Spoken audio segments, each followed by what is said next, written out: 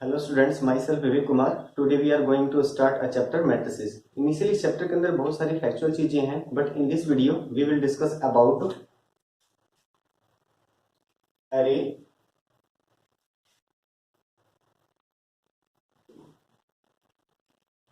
Definition of matrix,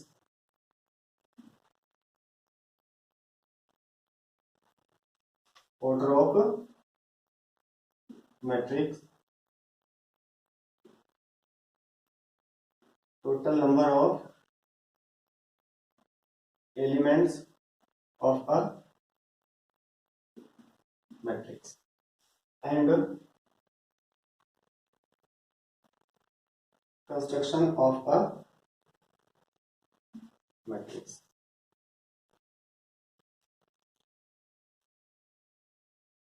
इस video के अंदर हम जो कवर करने वाले टॉपिक को क्या है, एरे है, डेफिनेशन ऑफ मैट्रिक्स है, order of matrix, total number of elements of a matrix and construction of a matrix. In points को डिस्कस करने से पहले दो वर्ड है, एक है मैट्रिक्स, दूसरा मैट्रिसेस। मैट्रिक्स क्या है? ये सिंगुलर फॉर्म होती है और मैट्रिसेस क्या होती है? प्लूरल फॉर्म होती है। तो जहां कहीं पे भी आगे चल के हम डिस्कस करेंगे कि मैट्रिक्स को हम स्ट्रक्चर भी बोल सकते हैं। तो जहां कहीं पे भी हमें किसी पर्टिकुलर एक स्ट्रक्चर के बारे में बताना होता है, उसे हम मैट्रिक्स यानी सिंगुलर फॉर्म यूज करते हैं वहां पे। और जहां पे एक से ज्यादा स्ट्रक्चर यानी एक से ज्यादा मैट्रिक्स को एक साथ हमें बताना होता है या रीड आउट करना होता है, तो उस केस में हम उसे मैट्रिक्स ना बोल के मैट्रिसेस बोलते हैं, जो कि उसका क्या है? प्लूरल फॉर्म होता है।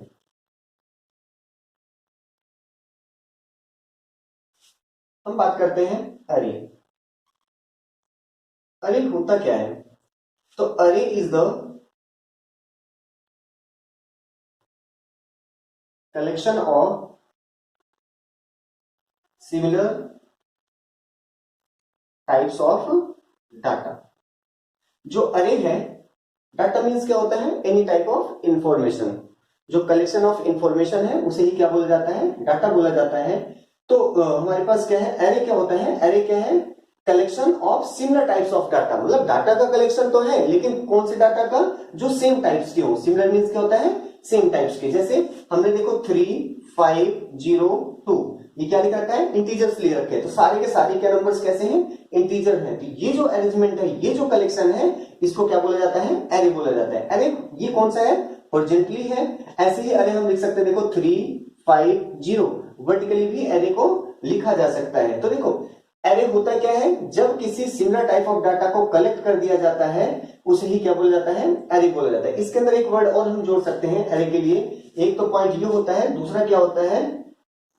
अरे is the collection of similar types of data arranged in a fixed direction, जिनकी डायरेक्शन क्या है? फिक्स हो। देखो अब यहाँ पे क्या है? ये हॉरिजॉन्टली अरेंज है। जो हॉरिजॉन्टली अरेंज होते हैं इसे ही क्या बोला जाता है? रो बोला जाता है। और इस वर्टिकल अरेंजमेंट को क्या बोला जाता है? कॉलम बोला जाता है। क्या बोला जाता है? कॉलम बोला जाता है। तो रो क्या होता है? हॉरिजॉन्टल अरेंजमेंट को रो बोलते हैं, और कॉलम किसे बोलते हैं? वर्टिकल अरेंजमेंट को बोलते हैं। अब हम बात करते हैं जो हमारे चैप्टर मैट्रिक्स है, कि what is matrix. What is matrix, कि आखिर ये मैट्रिक्स होता क्या है? मैट्रिक्स होता क्या है? तो मैट्रिक्स क्या होता है? It is a method. ये भी क्या है? एक मेथड है। It is a method of representing data. ये भी क्या है? डाटा को रिप्रेजेंट करने का एक मेथड होता है। ये भी क्या होता है? डाटा को रिप्रेजेंट करने का एक मेथड होता है। लेकिन इससे फायदा क्या है?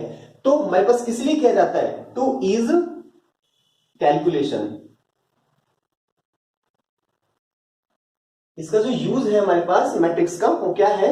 It is a method. ये भी एक मेथड है जो यूज होता है रिप्रेजेंटिंग ऑफ डाटा। जो डाटा को रिप्रेजेंट करने के लिए हम क्या करते हैं? यूज करते हैं। लेकिन इस डाटा के अरेंजमेंट से, मतलब इस तरीके से अरेंज करने से या रिप्रेजेंट करने से क्या बेनिफिट होता है? तो ये किस लिए किया जाता है?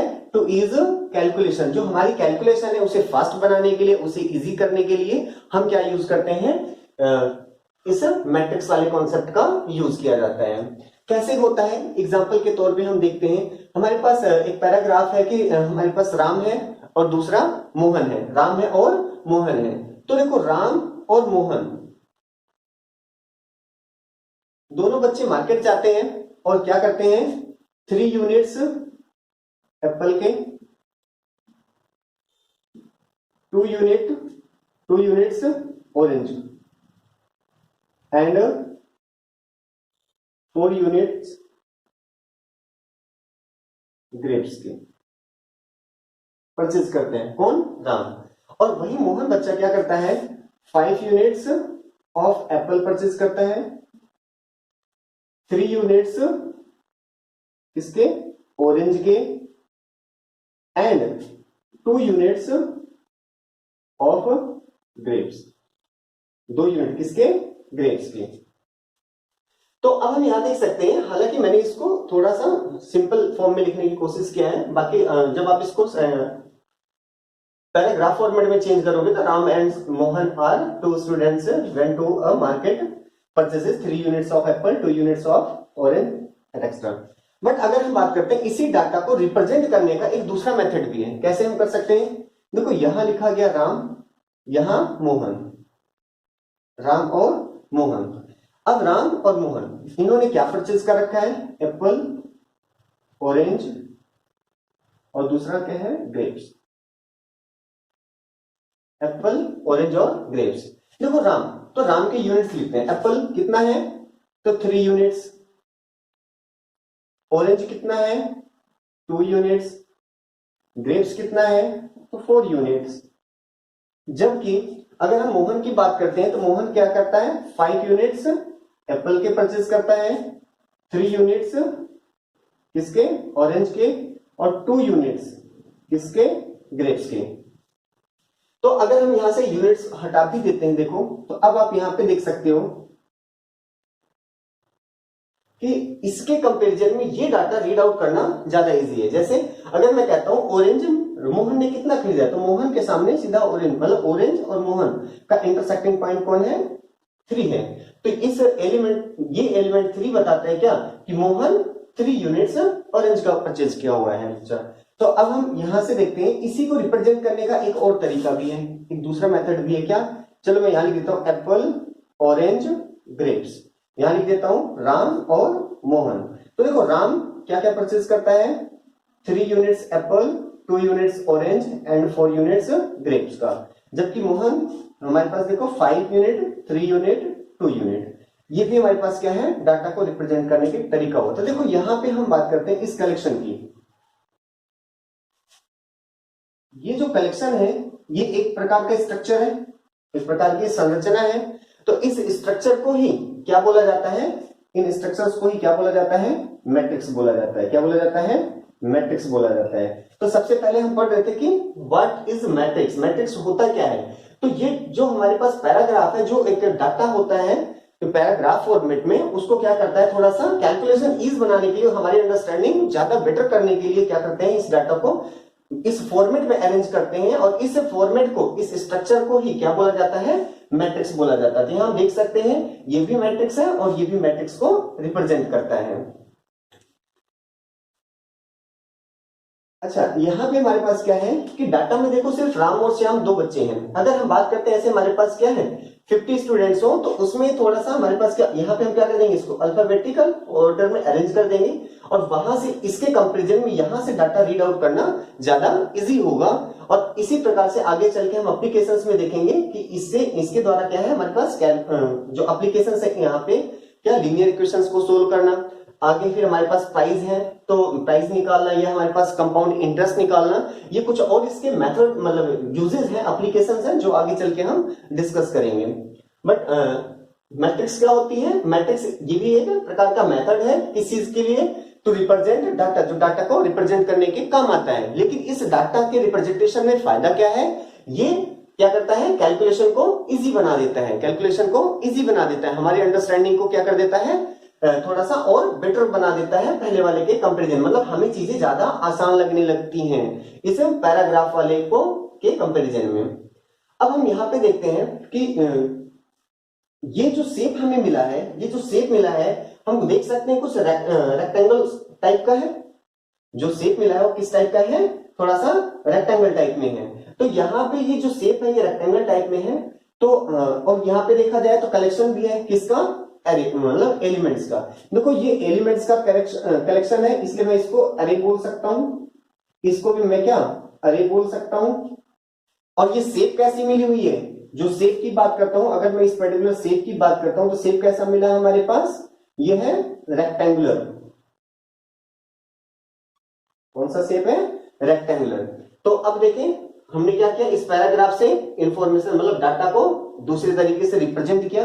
लेकिन इस रिप्रेजेंटेशन में हमने क्या देखा कि नंबर्स का, हमने नंबर्स को कलेक्ट कर रखा है किस फॉर्मेट में, एरे की फॉर्मेट में। दूसरा केस क्या है, ये जो शेप है वो किस तरीके की आ रही है हमारे सामने, ये एक रेक्टेंगल को रिप्रेजेंट कर रहा है। तो यहां से अब हम पढ़ते हैं क्या, डेफिनेशन ऑफ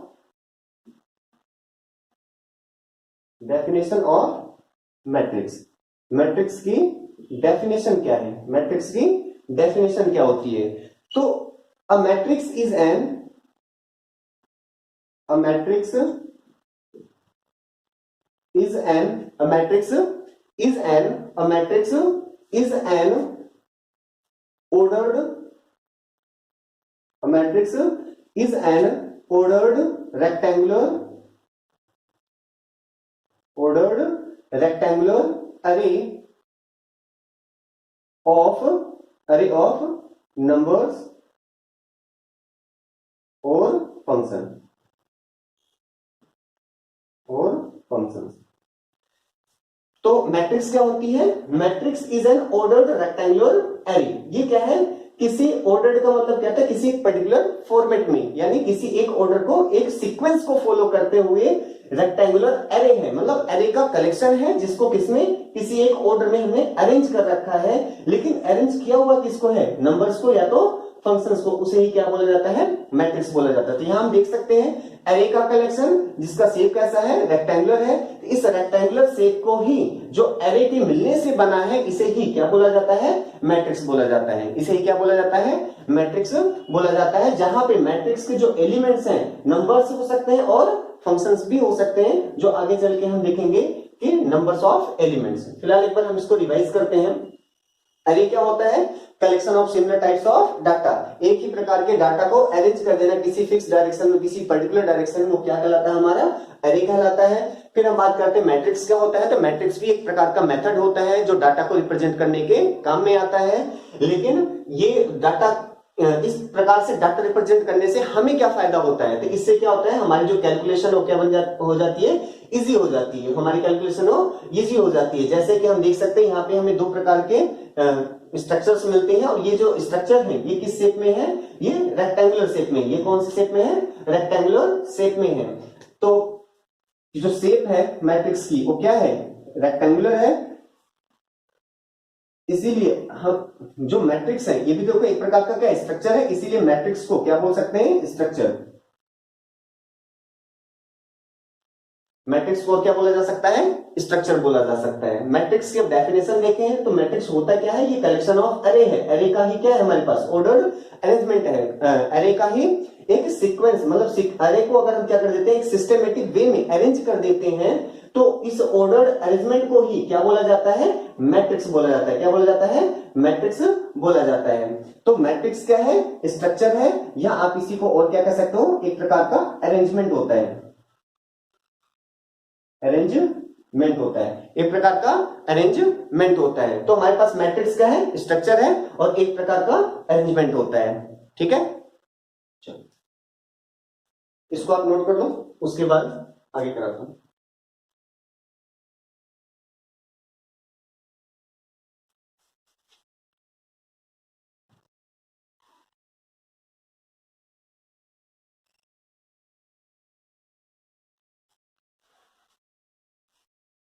तो हमारा हो गया एरे, हो गया डेफिनेशन ऑफ मैट्रिक्स होगी, बेटा दो।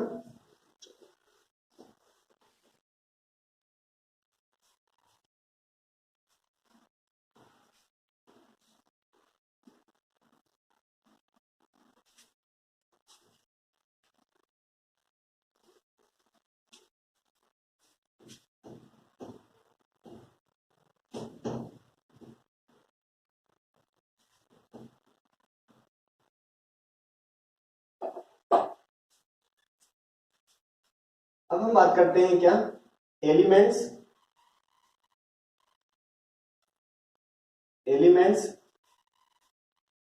मेंबर्स, ये कई बार नंबर्स भी बोल देते हैं, या एंट्री,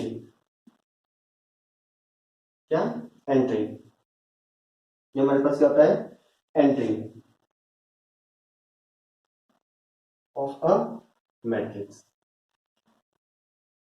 एलिमेंट्स, मेंबर्स, नंबर्स या एंट्री ऑफ अ मैट्रिक्स, ये सब के सब क्या हमारे पास एक ही चीजें होती हैं। ये सब के सब एलिमेंट्स बोले, मेंबर्स बोले, नंबर्स बोले, एंट्री बोले, किसी भी मैट्रिक्स का ये सब के सब एक ही चीज है। अब बात करते हैं कि हमारे पास होता क्या है कि कोई भी एक मैट्रिक्स है, कोई भी एक मैट्रिक्स है, आगे से हम यहाँ पे बात कर सकते हैं, हम बात करते हैं तो मैट्रिक्स को, तो मैट्रिक्स के जो एलिमेंट्स हैं उसको स्मॉल लेटर से इंडिकेट किया जाता है। किससे इंडिकेट किया जाता है, स्मॉल लेटर से इंडिकेट किया जाता है एलिमेंट्स को। और यहाँ पे आई और जे लगा देते हैं। आई क्या रिप्रेजेंट करता है, इसकी आयत रो को, और जे क्या रिप्रेजेंट करता है, जेयथ कॉलम को, जेयथ कॉलम को। मतलब हमारे पास क्या है कि ए आई जे ये क्या है, ये एलिमेंट होता है। एलिमेंट में भी कौन सा, इंटरसेक्टिंग या आप कॉमन बोल सकते हो, कॉमन एलिमेंट्स ऑफ ith रो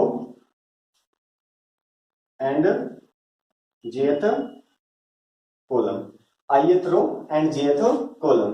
दूसरा हम बात करते हैं क्या, एलिमेंट्स ऑफ अ मैट्रिक्स,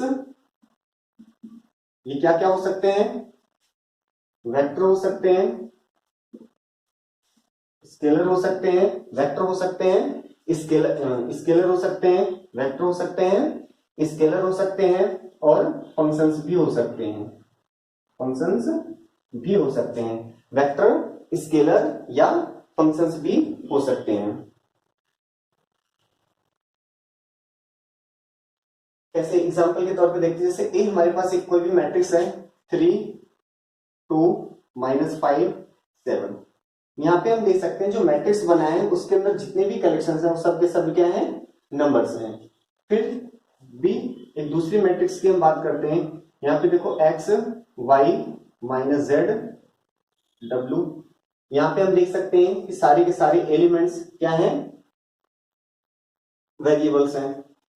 एक सी मैट्रिक्स की हम बात करते हैं, यहाँ पे हम क्या देख सकते हैं, साइन x e की पावर x 2 5 0 3, यहाँ पे हम देख सकते हैं कि फंक्शन कैसा है हमारे पास, कि देखो ये फंक्शन है, ट्रिग्नोमेट्रिक फंक्शन है, ये एक्सपोनेंशियल फंक्शन है, ये क्या है, कांस्टेंट फंक्शंस कह लो या कांस्टेंट यानी नंबर्स हैं।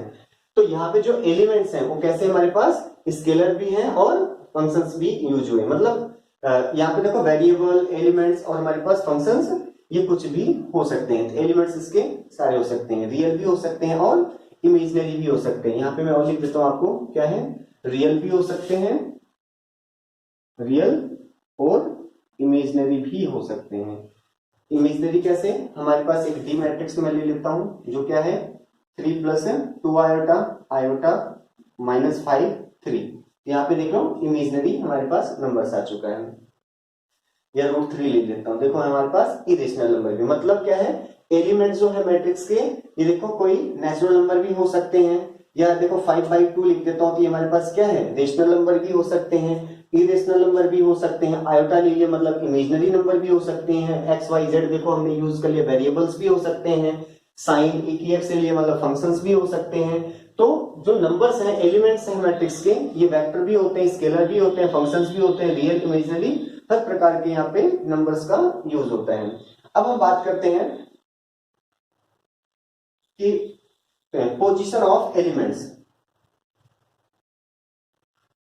Position of elements, position of elements in a matrix. किसी मैट्रिक्स के अंदर पोजीशन क्या होता है, किसका, एलिमेंट का, ठीक है। Position of elements in a matrix. तो यहाँ पे मैंने पहले बता दिया था, ये जो फर्स्ट पॉइंट है यही हमारे पास क्या है, पोजीशन बताता है एलिमेंट्स को। जैसे फॉर एग्जांपल अगर मैं इस बी मैट्रिक्स की बात करता हूं, तो बी मैट्रिक्स के अंदर अगर हम ध्यान से देखें तो एक्स वाई जेड डब्ल्यू है। अगर मैं पूछूं डब्ल्यू कहाँ है, तो डब्ल्यू कहाँ है, इसकी एग्जैक्ट अपनी पोजीशन है। तो यहाँ पे हम देख सकते हैं क्या कि जो डब्ल्यू है, डब्ल्यू क्या हमारे पास, देखो तो ये हमारे पास क्या है, ये वाला तो फर्स्ट रो R1 है, फर्स्ट रो होता है, और ये क्या हमारे पास देखो R2 सेकंड रो होता है। तो सिमिलरली ये हमारे पास क्या है, फर्स्ट कॉलम को इंडिकेट करता है, ये वाला किसको रिप्रेजेंट करता है, सेकंड कॉलम को, जो कि हमने पहले ही देख लिया था। क्या कि जो वर्टिकल लाइंस हैं ये कॉलम्स को रिप्रेजेंट करती हैं, जो हॉरिजॉन्टल लाइंस हैं ये रोज को रिप्रेजेंट करते हैं।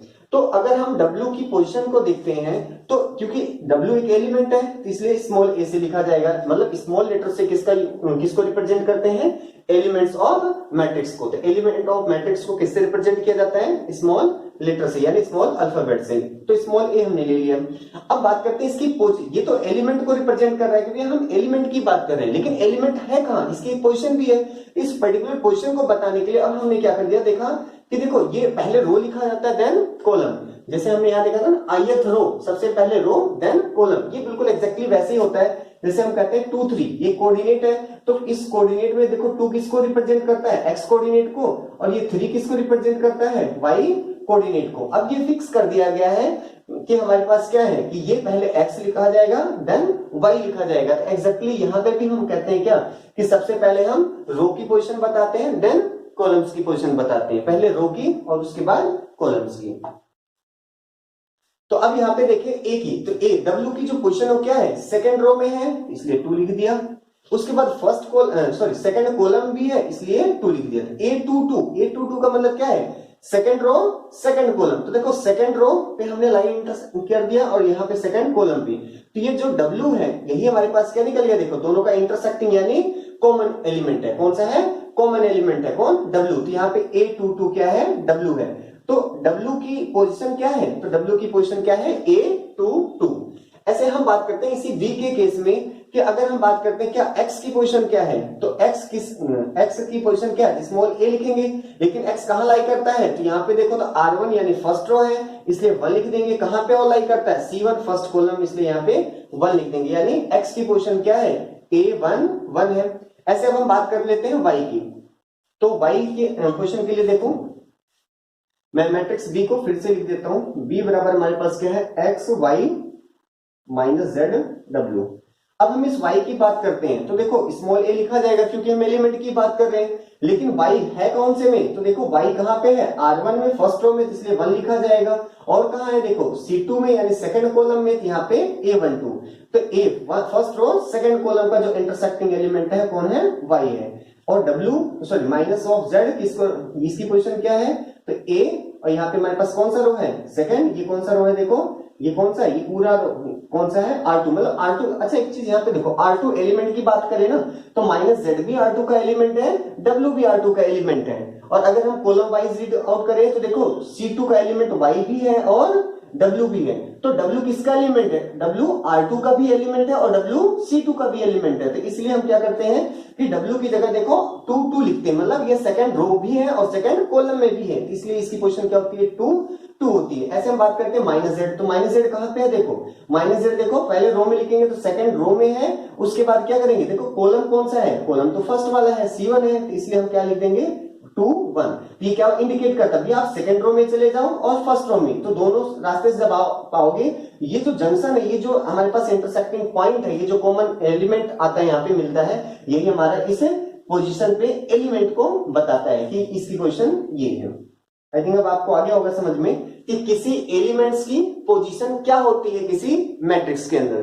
तो किसी मैट्रिक्स के अंदर किसी एलिमेंट की पोजीशन कैसे आइडेंटिफाई करते, कैसे लिखते हैं, सबसे पहले स्मॉल लेटर का यूज करते हैं जो इंडिकेट करता है किसी को कि एलिमेंट है। उसके बाद क्या करते हैं, इसका रो और कॉलम, तो सबसे पहले रो को लिखा जाता है कि वो कौन से रो में लाई करता है, एंड देन उसके बाद हम क्या करते हैं, कॉलम्स को लिखते हैं कि ये कौन से कॉलम में है। तो पहले रो लिखेंगे देन नंबर ऑफ, मतलब कॉलम्स, कि कौन से रो में है और कौन से कॉलम में है, तो दोनों का जो इंटरसेक्टिंग होता है वही एलिमेंट को फिर ये रिप्रेजेंट करता है। तो एक प्रकार का प्रश्न यही हो जाता है क्या कि write the position of element sign मतलब 5 राइट द, चलो यहां से हम क्वेश्चन देख लेते हैं थोड़ा सा।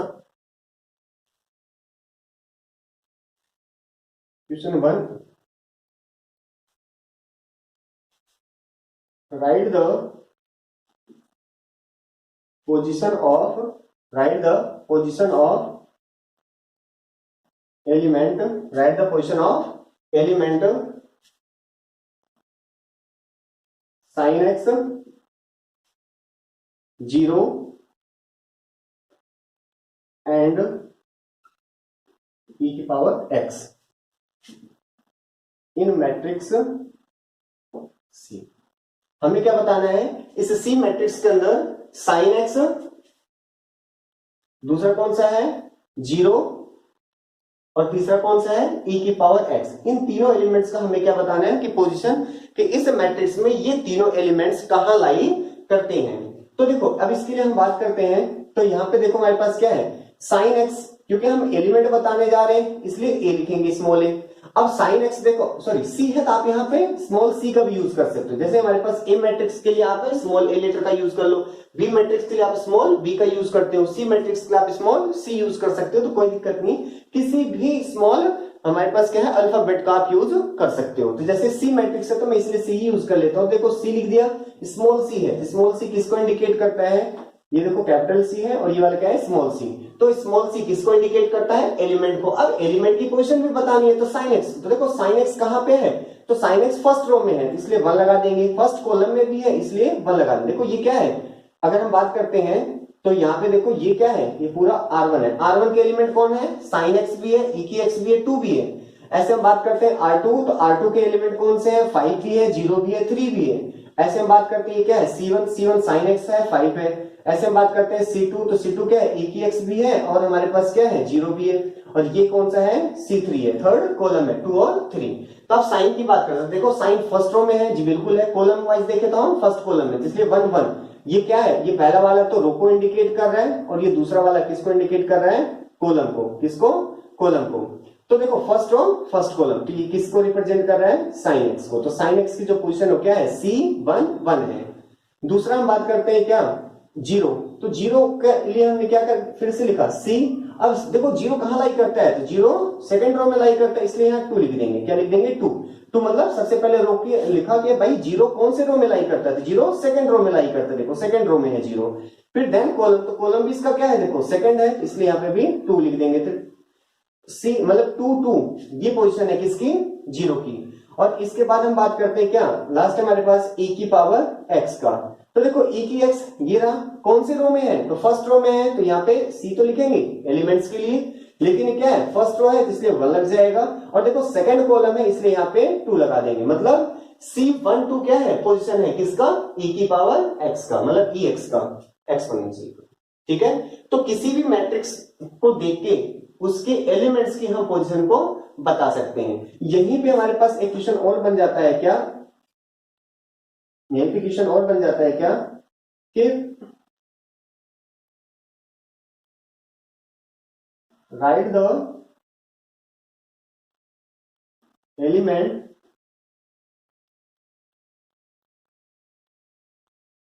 इन matrix A with position A2 1। तो हमें क्या करना है राइट द एलिमेंट, हमें एलिमेंट बताना है कौन सा इन मैट्रिक्स से, किसी मैट्रिक्स A के अंदर विद पोजीशन जिसकी पोजीशन क्या है 2 1 है। तो अब हम बात करते हैं कि देखो यहाँ पे A मैट्रिक्स को मैं एक बार लिख देता हूं, A मैट्रिक्स क्या है हमारे पास, तो A मैट्रिक्स है देखो 3 2 -5 7, ये क्या हमारे पास A मैट्रिक्स है। A मैट्रिक्स क्या है 3 2 -5 7। तो यहां पे हम देखते हैं क्या स्मॉल a2 1। अब ये क्या बता रहा है हमारे पास देखो second row first column, second row first column. तो आपको सबसे पहले देखो 2 किसको इंडिकेट कर रहा है रो को, 1 किसको इंडिकेट कर रहा है कॉलम को। तो आपको क्या करना है सबसे पहले सेकंड रो में चलना, भैया हमने सेकंड रो के ऊपर देखो ये मार्क कर दिया, ये क्या है R2 हो गया। फिर क्या है फर्स्ट कॉलम, तो फर्स्ट कॉलम के ऊपर देखो हमने ये मार्क कर दिया, ये क्या है ये तो C1 है, ये फर्स्ट कॉलम है। अब दोनों का इंटरसेक्टिंग पॉइंट एलिमेंट कौन सा आया -5 आया, -5, मतलब इसका जो आंसर है वो क्या है -5 है। तो 8 to 1 वाली पोजीशन पे कौन सा एलिमेंट है -5 है। अगर यही हमसे पूछता क्या ए हमारे पास क्या है 2 पे कौन सा है, तो देखो सेकंड रो सेकंड कॉलम, तो क्या होता है 7। ऐसे हम बात करते हैं 2 की पोजीशन क्या है, तो 2 की पोजीशन देखो क्या है पहले फर्स्ट रो सेकंड कॉलम, तो यानी A1 2 first row second column A1 2। I think आपको समझ में आ गया होगा क्या कि एलिमेंट्स, मेंबर्स, नंबर्स, एंट्रीज ये सारे के सारे क्या है एक ही वर्ड्स के हमारे पास क्या है मीनिंग्स देते हैं, क्या एक ही वर्ड्स की मीनिंग देते हैं। एलिमेंट कह लो, मेंबर्स कह लो, नंबर्स कह लो, या नंबर्स ऑफ मैट्रिक्स कह लो, या एंट्रीज ऑफ मैट्रिक्स कह लो। जो एलिमेंट्स है किसी भी मैट्रिक्स को स्मॉल ए से इंडिकेट किया जाता है या स्मॉल लेटर से इंडिकेट किया जाता है, और वहीं पे आई और जी क्या इंडिकेट बताते हैं, इनकी पोजीशन को बताते हैं। आई और जी ये दोनों क्या बताते हैं, आई और जी मिलकर क्या बताते हैं पोजीशन को, पोजीशन ऑफ एलिमेंट्स, कि एलिमेंट्स कहां पे है, एलिमेंट्स है कहां, पहले लिखा हुआ है यहां लिखा हुआ है, तो ये पोजीशन को आइडेंटिफाई करते हैं। कौन, ये पोजीशन को आइडेंटिफाई करते हैं आई और जी। तो आई और जे जो यहाँ पे हमारे पास क्या है सफिक्स लिखा हुआ है, देखो स्मॉल ए तो क्या है एलिमेंट के लिए यूज करते हैं, और आई और जे जो है ये सफिक्स है जो हम किसके लिए यूज करते हैं, पोजीशन को बताने के लिए। किसको बताने के लिए, पोजीशन को बताने के लिए हम यूज करते हैं। तो पोजीशन को बताने के लिए हम किसका यूज करते हैं, सफिक्स आई जे का यूज करते हैं। अब देखो एलिमेंट्स जो है मैट्रिक्स के ये vector, scalar, number, real, imaginary, functions कुछ भी हो सकते हैं। एग्जांपल के तौर पे यहाँ ए बी सी मैंने लिखा हुआ है। अब बात करते हैं position of elements in a matrix. तो जब पोजीशन बताने की बारी आती है तो कैसे बताते हैं, इसके लिए मैंने एग्जांपल दिया आपको। यहाँ पे देखो A22, तो देखो सेकंड रो सेकंड कॉलम में, तो देखो सेकंड रो आपको क्या करना है, सेकंड रो सेकंड कॉलम मानते कौन आ गया यहाँ पे W, यहाँ पे W लिखा हुआ है। यहाँ से दो प्रकार के क्वेश्चन पूछे जाते हैं, क्या कि एक तो आपको एलिमेंट दिया होगा और आपसे उसकी पोजीशन पूछेगा, जैसे यहाँ पे क्या हमारे पास एलिमेंट है और वहां से उसकी पोजीशन पूछा जा रहा है आपसे कि ये बताइए कहां पे लाई करता है मैट्रिक्स के अंदर। दूसरा केस क्या है कि आपको कोई मैट्रिक्स का एलिमेंट विद पोजीशन दिया होगा और आपसे क्या पूछा जाएगा, उसका एलिमेंट बताओ कि इस पोजीशन पे कौन सा एलिमेंट लाई करता है। जैसे यहाँ पे दिया हुआ सेकंड रो फर्स्ट कॉलम पे कौन सा एलिमेंट लाई करता है, तो सेकंड रो फर्स्ट कॉलम पे, देखो सेकंड रो फर्स्ट कॉलम पे -5 लाई करता है। तो ये हमारा हो गया क्या कि number of elements, position of elements के, और हमारे पास क्या है कि एलिमेंट, नेचर ऑफ एलिमेंट्स और अ मैट्रिक्स, की किसी मैट्रिक्स का नेचर कैसा होता है, वो क्या हो सकता है। इसको नोट डाउन कर लो, उसके बाद फिर आगे कराता हूं।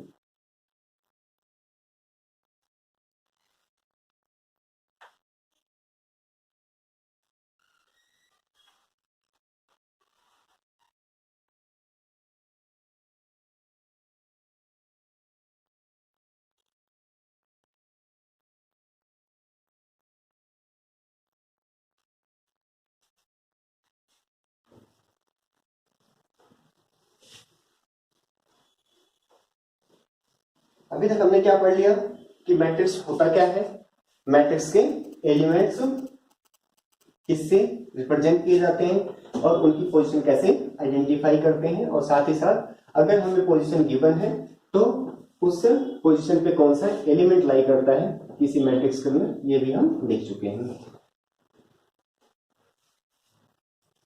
एक होता है representation of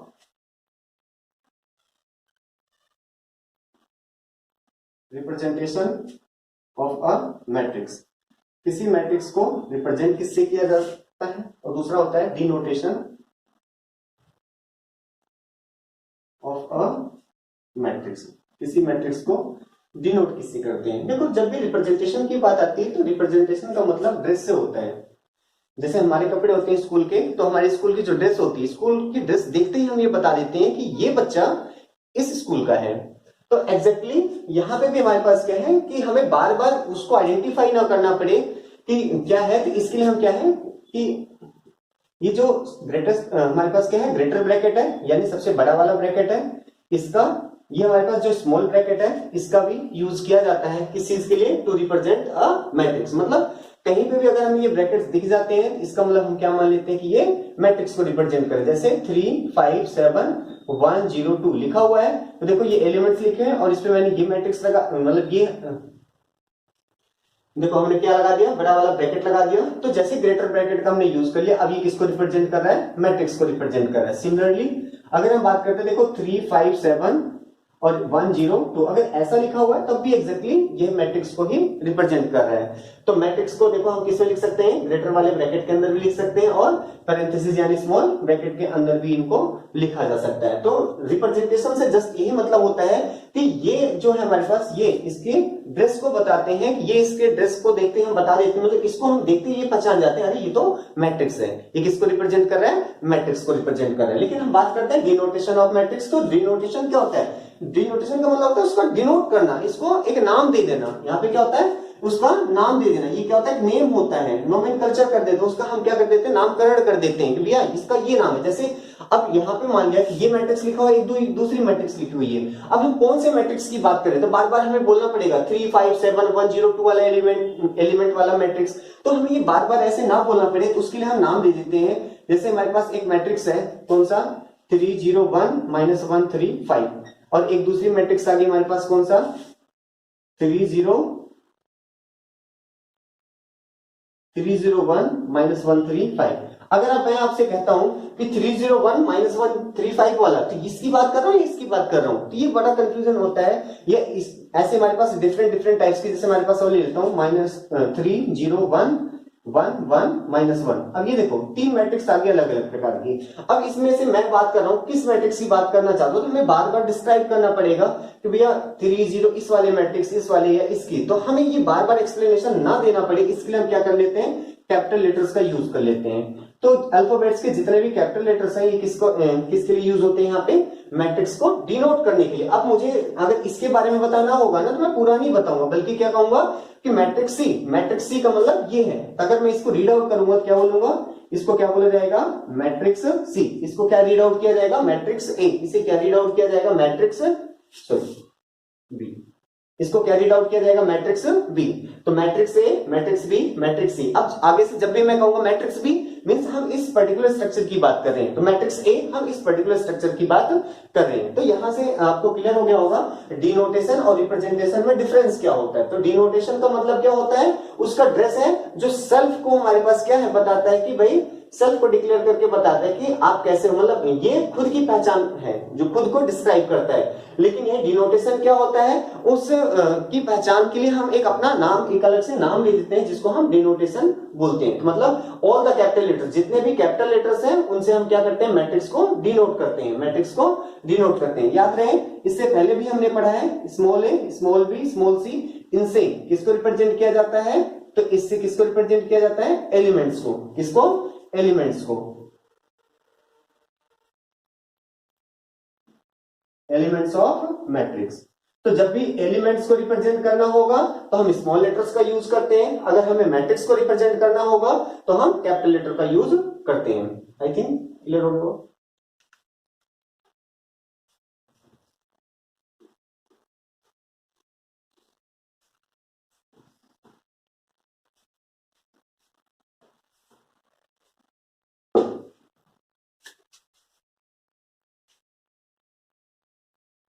order of a matrix, किसी मैट्रिक्स का ऑर्डर क्या होता है, ऑर्डर ऑफ अ मैट्रिक्स।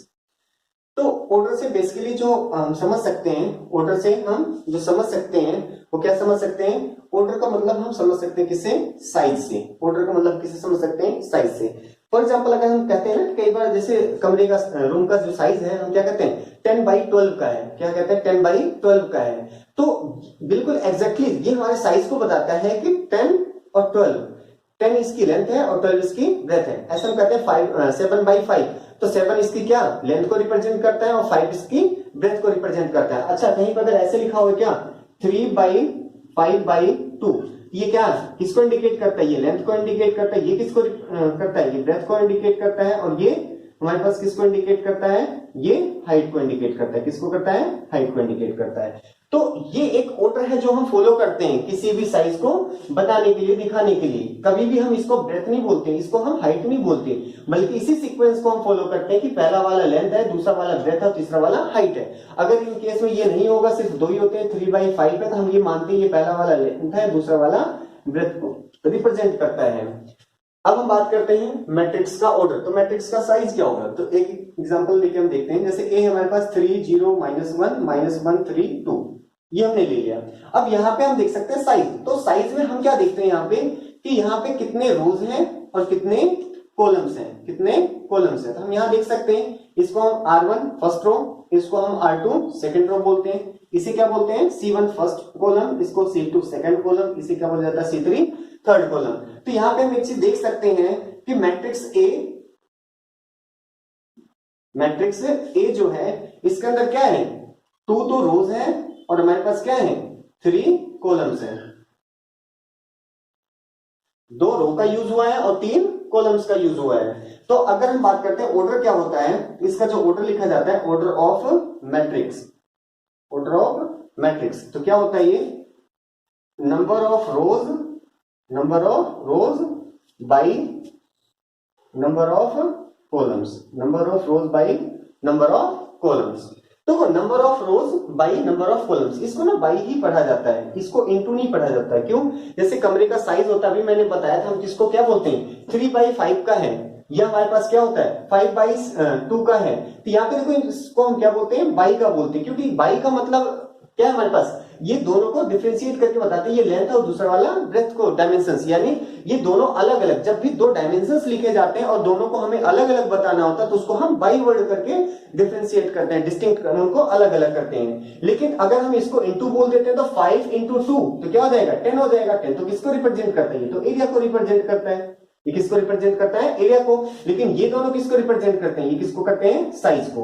तो इसीलिए याद रहे, आगे से अगर 5/2 है तो इसको हम बाई बोलते हैं, इसको हम क्या बोलते हैं, बाई बोलते हैं, ना कि हम इसको इनटू बोलते हैं। अगर इसको इनटू बोल दिया तो गलत है। क्यों गलत है, क्योंकि 5 × 2 अगर बोलते हो तो ये 10 होता है। 10 किसको रिप्रेजेंट करता है, 10 तो एरिया को रिप्रेजेंट करता है। लेकिन ये दोनों मिलके ये किसको रिप्रेजेंट करते हैं, ये तो साइज को रिप्रेजेंट करते हैं। किसको बताते हैं, ये साइज को। अब मुझे बताओ, क्या साइज और एरिया एक ही बात है या अलग अलग है। अगर आपको लगता है कि अलग अलग है तो आगे से इसको बाई बोलना।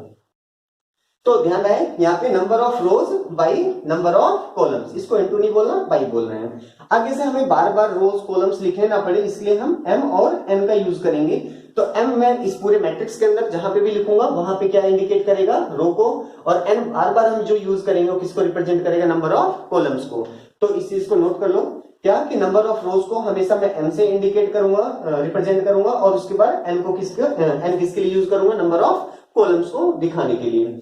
अब बात आती है इस ऑर्डर ऑफ मैट्रिक्स ए, इसी को शॉर्ट में ना ओ ए ऐसे भी लिख दिया जाता है। क्या लिख दिया जाता है, ओ ए, ऑर्डर ऑफ मैट्रिक्स ए।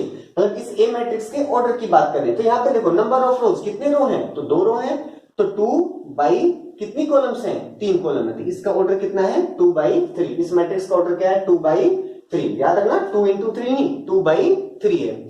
अच्छा, फिर बात आती है, क्या मैं अब इसको 3/2 लिख सकता हूं, क्या मैं इसको 3/2 लिख सकता हूं। इसका जवाब फिर से यही है, क्या कि जैसे हम एक ऑर्डर फॉलो करते हैं, क्या कि ये परंपरा चली आ रही है हमारी कि सबसे पहले हम लेंथ लिखते हैं, उसके बाद ब्रेथ लिखते हैं, उसके बाद हाइट लिखते हैं। एग्जैक्टली ऐसे ही यहाँ पे भी, कि कंफ्यूजन ना हो कि लेंथ लिखा हुआ है या ब्रेथ लिखा हुआ है पहले। तो इसलिए हम मानते हैं क्या कि सबसे पहले नंबर ऑफ रो को लिखते हैं and then number of columns को। ये बिल्कुल वैसे ही है जैसे हम कहते हैं ना 2 5 लिखा हुआ है कोऑर्डिनेट, तो ये हमेशा ही एक्स कोऑर्डिनेट को रिप्रेजेंट करता है, ये हमेशा वाई कोऑर्डिनेट को रिप्रेजेंट करता है। हालांकि इनिशियली अगर इसको 5 2 लिया जाता तो हम आज ऐसे ही बोलते कि मतलब अगर मैं इसको स्टार्टिंग में हम इसको y बोलते और इसको x बोलते तो बिल्कुल हम ऐसे ले सकते थे।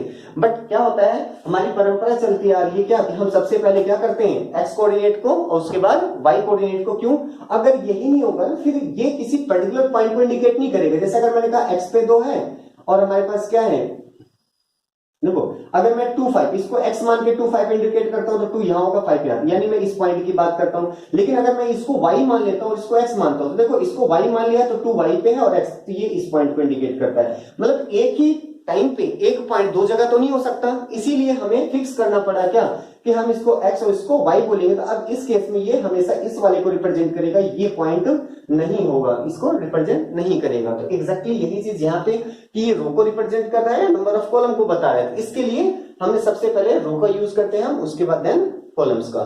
तो ऑर्डर ऑफ मैट्रिक्स क्या होता है? ऑर्डर को हम साइज बोल सकते हैं, ऑर्डर को ही हम क्या बोल सकते हैं? साइज बोल देते हैं। और इसी को कई बार पूछ लिया जाता है कि डिग्री ऑफ मैट्रिक्स, क्या बोल दिया जाता है? Degree of matrix. तो डिग्री ऑफ मैट्रिक्स का मतलब भी क्या होता है? ऑर्डर ऑफ मैट्रिक्स की ही बात कर रहे हैं। तो डिग्री ऑफ मैट्रिक्स का मतलब भी क्या होता है?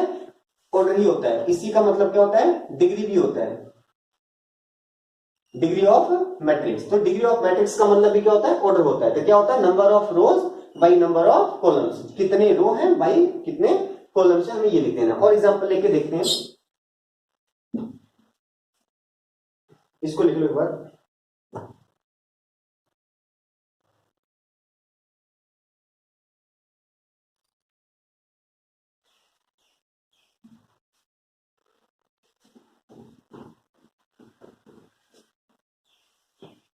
अब एक मैट्रिक्स और लेते हैं हम बी, जो क्या मेरे पास देखो 3 1 5 2 1 0। अब इस मैट्रिक्स के साथ हम ओ बी, ओ किसको रिप्रेजेंट कर रहे हैं? ऑर्डर का। बी किसको रिप्रेजेंट कर रहा है? बी किसको रिप्रेजेंट कर रहा है? बी मैट्रिक्स को। तो ऑर्डर ऑफ मैट्रिक्स बी। तो क्या होगा देखो, यहाँ पे कितने रो हैं? 1 2 3, यहाँ पे 3 रो है तो 3 बाई कितनी कॉलम्स हैं? एक कॉलम दो कॉलम। देखो हमारे पास क्या है? C1 C2 दो कॉलम, R1 R2 R3 तीन रो, तो 3 रो और 2 कॉलम्स का यूज हुआ, इसलिए 3/2। ऐसे हम बात करते हैं सी मैट्रिक्स हमने ले लिया कौन सा? 1 0 3 5, 1 0 3 5। अब यहाँ पे ऑर्डर ऑफ सी जब लिखूंगा तो अब यहाँ पे देखो कितने रो हैं? तो एक रो, दो रो, तीन रो, चार रो, यहाँ पे 4 रोज हैं। तो 4 इंटू में कितनी कॉलम है? कॉलम तो एक ही है, तो 4/1। इसका ऑर्डर क्या है? 4/1, 4/1। ऐसे हम एक बी मैट्रिक्स ले लेते हैं, क्या हमारे पास? 3 0 1 5 7, ये ले लिया। तो यहाँ पे देखो order of D, order of D. अगर हम ऑर्डर ऑफ डी की बात करते हैं तो यहाँ पे देखो कितनी रो है? रो तो एक ही है, पूरी की पूरी क्या है? R1 एक ही रो है, तो यहाँ पे 1 बाई कितनी कॉलम है? एक कॉलम, 2 3 4 और 5, तो 1/5 इसका क्या है? ऑर्डर है। एक लास्ट और एग्जांपल ले लेते हैं, ई एलिमेंट हम ले लिया 0 0 0 0 0 0, ये ले लिया। तो अब हमारे पास देखो चलो 0 0 0 हमने ये ले लिया। तो यहाँ पे हम क्या देख सकते हैं? ऑर्डर ऑफ ई कितना है? ओ किसको रिप्रेजेंट कर रहा है? ऑर्डर को, ई मैट्रिक्स को। तो ऑर्डर ऑफ मैट्रिक्स ई कितने हैं? तो देखो 3 रो है, तो 3 बाई कितनी कॉलम्स है? 3, तो 3/3 इसका क्या है? ऑर्डर है। तो ऑर्डर ऑफ मैट्रिक्स क्या होता है? Number of rows by number of columns. बस आपको नंबर्स लिखने हैं, कितने रोज और कितने कॉलम्स का यूज हुआ है इस मैट्रिक्स को बनाने में। तो हमारे पास number of rows by number of columns किसको रिप्रेजेंट करता है? ऑर्डर ऑफ मैट्रिक्स को।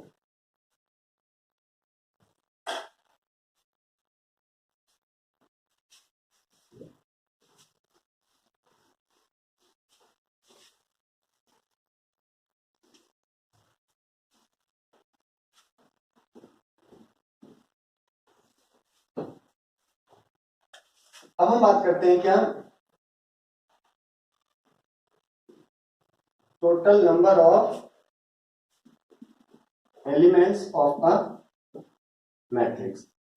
किसी मैट्रिक्स के अंदर कितने एलिमेंट्स होते हैं? किसी मैट्रिक्स के अंदर कितने एलिमेंट्स होते हैं? अभी जो हमने इससे पहले पढ़ा था कि एलिमेंट्स को रिप्रेजेंट किया जाता है स्मॉल लेटर से, और आई जे जो सफिक्स है ये क्या बताता है? इसकी पोजीशन को बताता है। आई जे जो सफिक्स है ये इसकी पोजीशन को बताता है, ये एलिमेंट है इस चीज को बताता है। लेकिन अभी हम ये नहीं पढ़ रहे, हम क्या पढ़ रहे हैं कि किसी मैट्रिक्स के अंदर कितने एलिमेंट्स हैं, किसी भी मैट्रिक्स के अंदर कितने एलिमेंट्स हैं। तो फॉर एग्जांपल ए हम ले लेते हैं फिर से, -3 0 1 1 1 1 1 2, ये ले लिया हमने। अब इस मैट्रिक्स के अंदर कितने एलिमेंट है? तो अब आप कहोगे हम तो गिन के बता देंगे 1 2 3 1 2 3 4 5 6। तो n रिप्रेजेंट करता है नंबर ऑफ एलिमेंट्स को ए मैट्रिक्स ए के लिए। तो कितने एलिमेंट्स हैं? 6 एलिमेंट हैं। तो यहाँ पे तो आपने काउंट करके बता दिया। लेकिन अगर हम बात करते हैं किसी कंपनी का, तो कंपनी एक बहुत बड़ी कंपनी है और उसके अंदर जो डाटा है वो मैट्रिक्स के फॉर्मेट में रखा जाता है। उसके अंदर जो नंबर ऑफ एम्प्लॉयज है ये 1000 में है, और उनके जो हमारे पास क्या है नंबर ऑफ एम्प्लॉइज क्या है? थाउजेंड्स में है। तो एक चीज बताओ, वहां तो हम ऐसे 1 2 3 4 5 6 तो करेंगे नहीं, तो उस केस में हम इसका यूज करते हैं क्या? Number of elements of a matrix, ये जो होता है ये क्या होता है m इंटू n। अब ध्यान रहे, अब ये इंटू है, अब ये क्या है, मल्टीप्लाई को रिप्रेजेंट करता है। ये किसको रिप्रेजेंट करता है, मल्टीप्लाई को, m इंटू n। तो m इंटू n किसको रिप्रेजेंट करता है, नंबर ऑफ एलिमेंट्स को। जैसे अब इसी की बात कर लेते हैं, तो देखो हमारे पास क्या है, इसका m कितना है, m बताया था ना, m किसको बताया था, नंबर ऑफ रोज को, n क्या था, नंबर ऑफ कॉलम। तो रोज कितनी रो है, 1 2 3, देखो first second third, first row second row third row, तो यहाँ पे कितना है, 3 रो है। कितनी कॉलम्स हैं, देखो एक कॉलम दो कॉलम, 1 2, सिर्फ 2 कॉलम है तो यहाँ पे 2। तो हम बात करते हैं, देखो 3 इंटू 2, 3 इंटू 2 कितना हो गया 6, 3 इंटू 2 कितना हो गया 6। तो यहाँ पे इसके अंदर कितने एलिमेंट है, 6 एलिमेंट है। एक दूसरा हम ले लेते हैं क्या question, if the order of a matrix, if the order of a matrix is, if the order of a matrix is 3 by 10, 3 by 10, then write total number of elements in this matrix।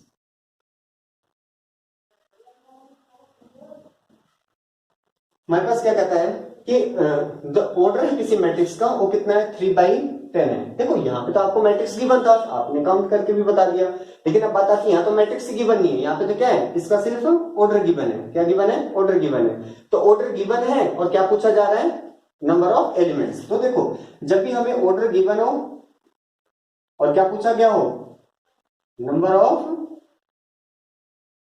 Elements पूछा गया हो, तो मैंने अभी क्या कहा था, order में तो इसे क्या बोलते हैं, बाई बोलते हैं, और नंबर ऑफ एलिमेंट्स में इसे क्या बोलते हैं, इनटू, यानी मल्टीप्लाई। क्या बोलते हैं, मल्टीप्लाई।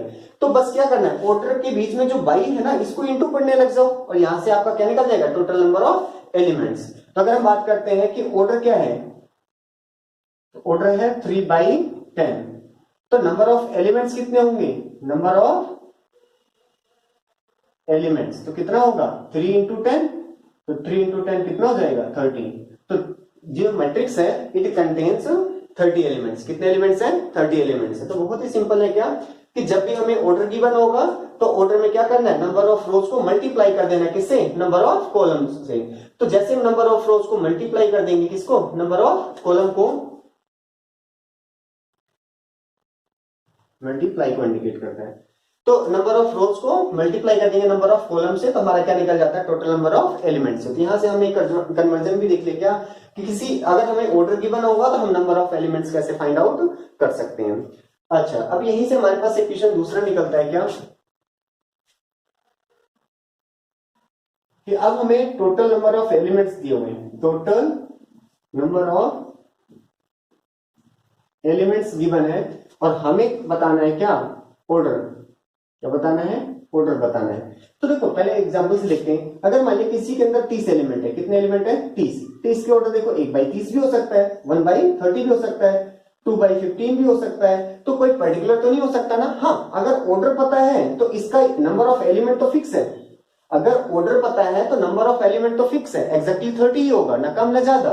लेकिन अगर हमारे पास क्या है कि आपका क्या दिया हुआ है, टोटल नंबर ऑफ एलिमेंट्स अगर हमें पता है 30 है, तो इसके ऑर्डर तो कई सारे हो सकते हैं, इसके ऑर्डर कई सारे हो सकते हैं। जैसे देखो अभी 3 by 10 भी और भी है, आगे तक देखेंगे कि कितने बन सकते हैं। तो यहाँ पे जब भी क्वेश्चन होता है टोटल नंबर ऑफ एलिमेंट्स, तो आपसे ऑर्डर नहीं पूछा जाता, बल्कि क्या पूछा जाता है, पॉसिबल ऑर्डर,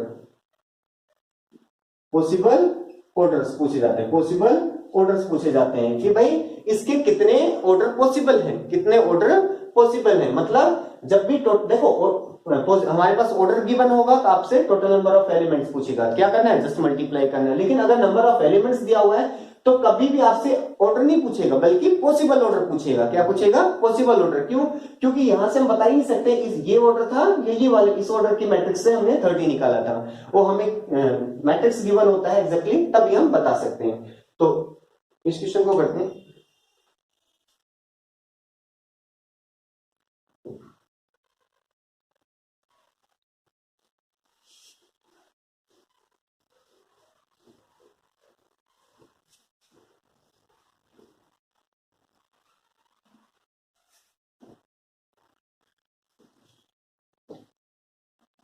तो ऑर्डर से नंबर ऑफ एलिमेंट्स हमने, जब भी हमें क्या पता था कि ऑर्डर पता होता है तो हम नंबर ऑफ एलिमेंट्स तो बता देते हैं। अब हमें नंबर ऑफ एलिमेंट्स की बना हुआ था, हम पॉसिबल ऑर्डर्स कैसे बताएंगे। तो यहां से देखो दो प्रकार के क्वेश्चन पूछे जाते हैं, हम डिस्कस करते हैं। सबसे पहले क्या है, if a matrix contains 64 elements, if a matrix contains 64 elements, then तब हमें क्या करना है, first right all possible orders, then write all possible orders। देखो ध्यान से, all possible orders किसकी बात कर रहे हैं, पॉसिबल की बात कर रहे हैं। और दूसरा क्या है हमारे पास, how many possible orders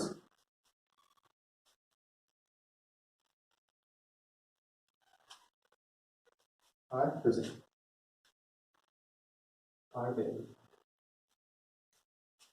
If a matrix contains 64 elements, then write all possible orders। और दूसरा क्या है, how many possible orders, कितने orders possible हैं। और यहाँ पे क्या पूछा जा रहा है कि write all possible orders।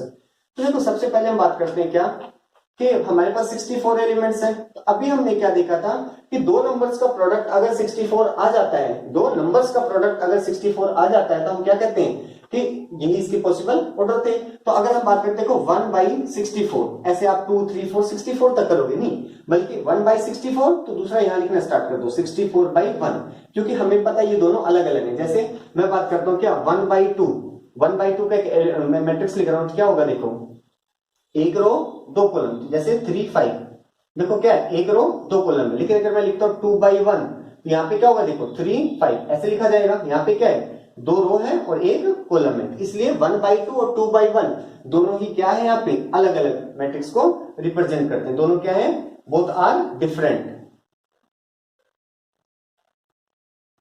दोनों कैसे हैं, डिफरेंट हैं, अलग अलग हैं। तो यहाँ पे इसीलिए 1/64, तो दूसरा भी क्या लिखना है, 64/1 लिखना है। ऐसे बात करते फिर देखो आप यहाँ पे देख, बस 1 के बाद अब आगे काउंटिंग बढ़ाओ। देखो 1 के बाद 2 डिवाइड करता है, बिल्कुल करता है, तो लिख दिया 2/32। यहाँ पे भी लिख दिया 32/2। 3 करता है क्या डिवाइड, तो 3 ही करता। 4 करता है, बिल्कुल करता है, 4/16। यहाँ पे भी क्या लिख दोगे 16/4। फिर 5 करता है क्या, नहीं करता। 6 करता है क्या, नहीं करता। 7 करता है, नहीं करता। 8 करता है, बिल्कुल करता है। 8 8 जा, अब इसको देखो 8 8 जा, यहां दोबारा 8 8 जा लिखने की नीड नहीं, क्योंकि है तो एक ही बात। जैसे हमारे पास 2 into 3 लिखा, फिर इसको आप 2 into 3 लिखो, दोनों तो एक ही है ना। तो एग्जैक्टली यहां पे भी यही है कि हमें क्या करना है कि ये जितने भी पॉसिबल ऑर्डर थे हमने सब के सब लिख दिए। ठीक है, ये क्या है, पहले वाले का आंसर है क्या, ऑल पॉसिबल ऑर्डर्स हैं, ऑल पॉसिबल ऑर्डर्स। जितने भी ऑर्डर्स पॉसिबल थे सबके सब हमने लिख दिए। लेकिन अब बात आती है, आपके मन में क्वेश्चन उठ रहा होगा कि 8 के आगे क्यों नहीं चेक किया। तो देखो 8 के बाद जैसे ये वाला नंबर बराबर हो जाए या बड़ा होने लग जाए, तो उस केस में आपको छोड़ देना। अब इसके बाद 8 के बाद देखो सीधा कौन सा 8 हो गया, 8 के बाद सीधा 16 ही करेगा, तो 16 के लिए हमने यहाँ लिख लिया। 16 के बाद सीधा 32 इसको डिवाइड करेगा, देखो हमने लिख रखा। 32 के बाद सीधा 64 डिवाइड करेगा, वो भी हमने इसका अपोजिट यहाँ पे लिख रखा था। आपको क्या करना है कि यहाँ पे जितने, जैसे ये नंबर क्या हो जाए, इस वाले नंबर के बराबर हो जाए या बड़ा आने लग जाए, उसी केस में आप इसको छोड़ दोगे। जैसे एक और क्वेश्चन करके देखते हैं। चलो अभी इसका सेकंड वाला पार्ट कर देते हैं, उसके बाद बताता हूं। देखो ये क्या था, तो इस पहले वाले का मतलब क्या था कि राइट ऑल पॉसिबल ऑर्डर्स। इसका क्या मतलब होता है, इसका मतलब होता है व्हाट आर, क्या क्या है। देखो क्या क्या है वो सब हमने लिख दिया। लेकिन हाउ मेनी का मतलब क्या है कि कितने हैं। ये क्या होता है, कितने हैं, और ये वाला क्या होता है, क्या है। तो व्हाट आर क्या है, ये है। कितने हैं, कितने हैं तो गिनती बताना पड़ेगा। तो 1 2, देखो 1 2 3 2 जा 6 और ये 7, तो इसका आंसर कितना होगा 7। तो सेकंड वाले का आंसर कितना है 7 होगा, फर्स्ट वाले का आंसर कितना है, हमारे फर्स्ट वाले का ये एग्जैक्ट आंसर होगा। तो जब अब भी आपसे पूछा जाता है क्या राइट ऑल पॉसिबल ऑर्डर्स, तो आपको ये जितने भी पॉसिबल फैक्टर्स मतलब इनकी मल्टीप्लाई करके बनेंगे ये सब के सब आपको लिखने पड़ेंगे। तो इस बॉक्स के अंदर जितने भी लिखे हुए हैं ये सब के सब किसको रिप्रेजेंट करते हैं, ऑर्डर ऑफ मैट्रिक्स को। लेकिन ये क्या है, ये क्या है, हाउ मेनी पॉसिबल ऑर्डर्स, कितने हैं ऑर्डर पॉसिबल, तो 7 पॉसिबल है। तो कैसे 1 2 3 4 5 6 7, तो 7 के साथ लिख दिया। दूसरा क्वेश्चन करके देखते हैं कि अब हम जो एलिमेंट है ये 64 ना लेके अब इसकी जगह हम क्या ले लेते हैं, नंबर ऑफ एलिमेंट जो हमारे पास ये 64 ना लेके अब हम ले लेते हैं 24। कितने ले लेते हैं 24। अब देखो 24 के केस में सबसे पहला व्हाट आर,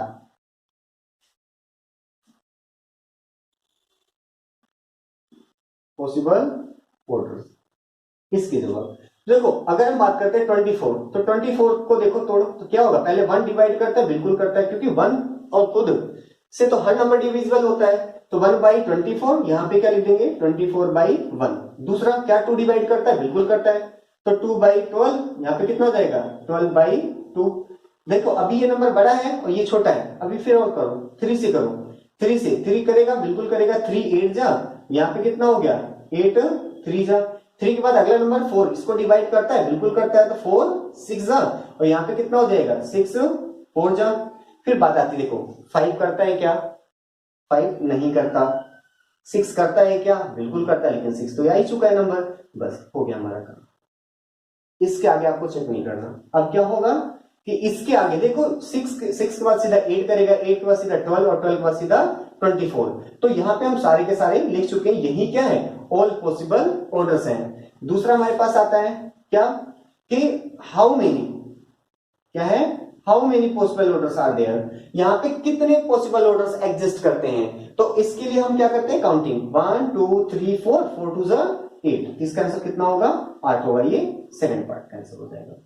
तो आई थिंक आपको समझ में आ गया होगा, यहां से थोड़ा सा आपका टाइम भी बच जाएगा क्या कि 64 है तो आपको 1 से लेके 64 तक नहीं काउंटिंग करना, बल्कि जैसे ये नंबर आपको दिखे किसके बराबर हो गया या ये वाला नंबर क्या इससे बड़ा होने लग गया, उस केस में आप इसको छोड़ दोगे। जैसे यहाँ पे देखो बराबर हो गया, बस एग्जैक्टली खत्म। यहाँ पे क्या हुआ 60 देखो 4 था, 4 के बाद 5 पे गए, 5 अभी छोटा था तो हम 6 पे भी गए, लेकिन 6 आते ही देखो ये हम लिख चुके हैं इसलिए छोड़ देंगे, बस ये हो गया। तो इसको उतार लो, उसके बाद इस पे एक क्वेश्चन और करते हैं।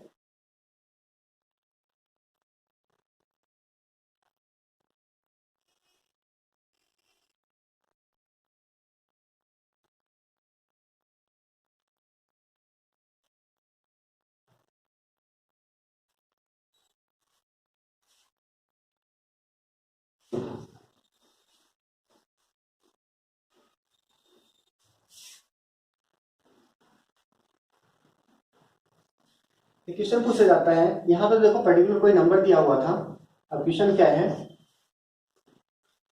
If a matrix contains p elements, कितने एलिमेंट्स p एलिमेंट्स। अब जाहिर सी बात है p एलिमेंट जब तक हमें पता नहीं चलेगा कि p की वैल्यू क्या है, p 4 है या p हमारे पास 10 है, p हमारे पास 5 है, जब तक हमें पता नहीं चलेगा तब तक हम इसके पॉसिबल ऑर्डर्स लिख नहीं सकते। तो यहाँ पे p क्या है, तो ये अभी जो इंफॉर्मेशन है ये इनकम्प्लीट है। तो देखो if a matrix contains p elements where, जहां पे क्या है where p is any prime number, जहां पे p क्या है कोई भी प्राइम नंबर है, देन फिर से वही राइट ऑल पॉसिबल ऑर्डर्स और यहाँ पे how many possible orders are there. तो अब बात आती है देखो अब p प्राइम नंबर है, अब प्राइम नंबर चाहे आप 3 ले लो, प्राइम नंबर चाहे आप 2 ले लो, प्राइम नंबर चाहे आप 13 ले लो, कोई सा भी ले लो। देखो प्राइम नंबर्स होते क्या हैं, prime numbers are those numbers which are exactly divisible by 1 and itself only, जो क्या होते हैं 1 से एंड मतलब और किससे इटसेल्फ, ठीक है, जो 1 से और खुद से सिर्फ भाग होते हैं उसे क्या बोला जाता है प्राइम नंबर बोला जाता है। या आप ऐसे भी कर सकते हो विच हैव एग्जैक्टली 2 डिवाइजर, जिसके सिर्फ 2 ही डिवाइजर होते हैं। जैसे इसको कौन डिवाइड कर सकते हैं, इसको एक तो 1 कर सकता है, दूसरा 3 कर सकता है, इसको 1 और 2, इसको कौन 1 और 13, इसके अलावा कोई नंबर नहीं डिवाइड कर सकता। और वनली का मतलब अच्छा every number is divisible by 1 and itself, लेकिन मैंने यहाँ क्या लिखा है वनली, मतलब 1 और खुद के अलावा कोई और डिवाइड ना कर। जैसे 4 की बात कर रहा हूं तो 1 तो डिवाइड करता है, 4 भी डिवाइड करता है, लेकिन इसके अलावा देखो 2 आ गया ना, इसलिए ये प्राइम नंबर नहीं है। तो यहाँ पे हम बात करते हैं, देखो प्राइम नंबर कौन सा होता है, a number which is exactly divisible by 1 and itself only, जो एक से और खुद से सिर्फ भाग होता है उस नंबर को क्या बोला जाता है, प्राइम नंबर। तो देखो यहाँ पे अब p कौन सा प्राइम है, 3 है, 2 है, 13 है, इसको जानने की आवश्यकता नहीं है, क्योंकि अगर p प्राइम है तो इसको कौन डिवाइड करता होगा, एक तो 1 और दूसरा ये खुद, एक तो 1 डिवाइड करेगा, दूसरा ये खुद से डिविजिबल है। तो यहाँ पे इसको डिवाइड करने वाला 1 है और p है, इसलिए हमें अब इस बात की कोई नीड नहीं है, क्या जरूरत है कि 3 है, 2 है, 13 है, कौन सा प्राइम नंबर है, हमें ये जानने की आवश्यकता नहीं है। तो देखो हमारे यहीं से अगर ये आपको समझ में आ गया तो क्वेश्चन हो चुका है।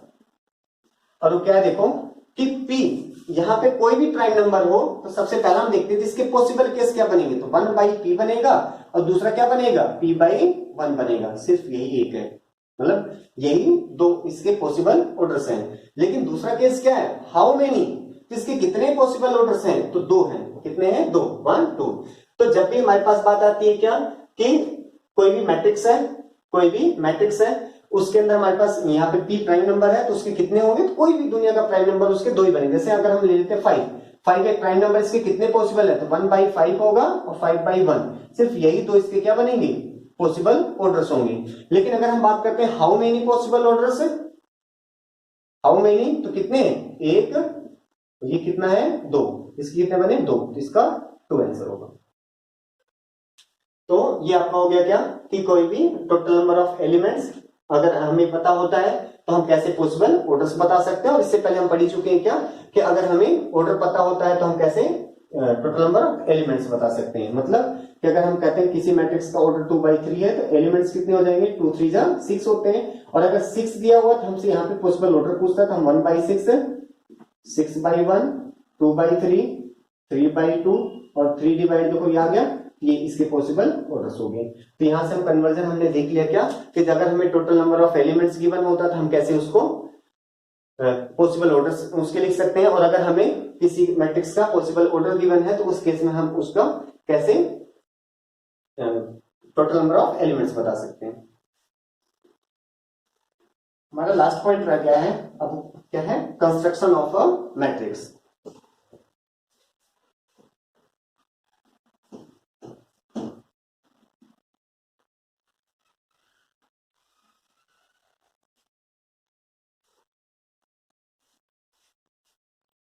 कंस्ट्रक्शन ऑफ अ मैट्रिक्स,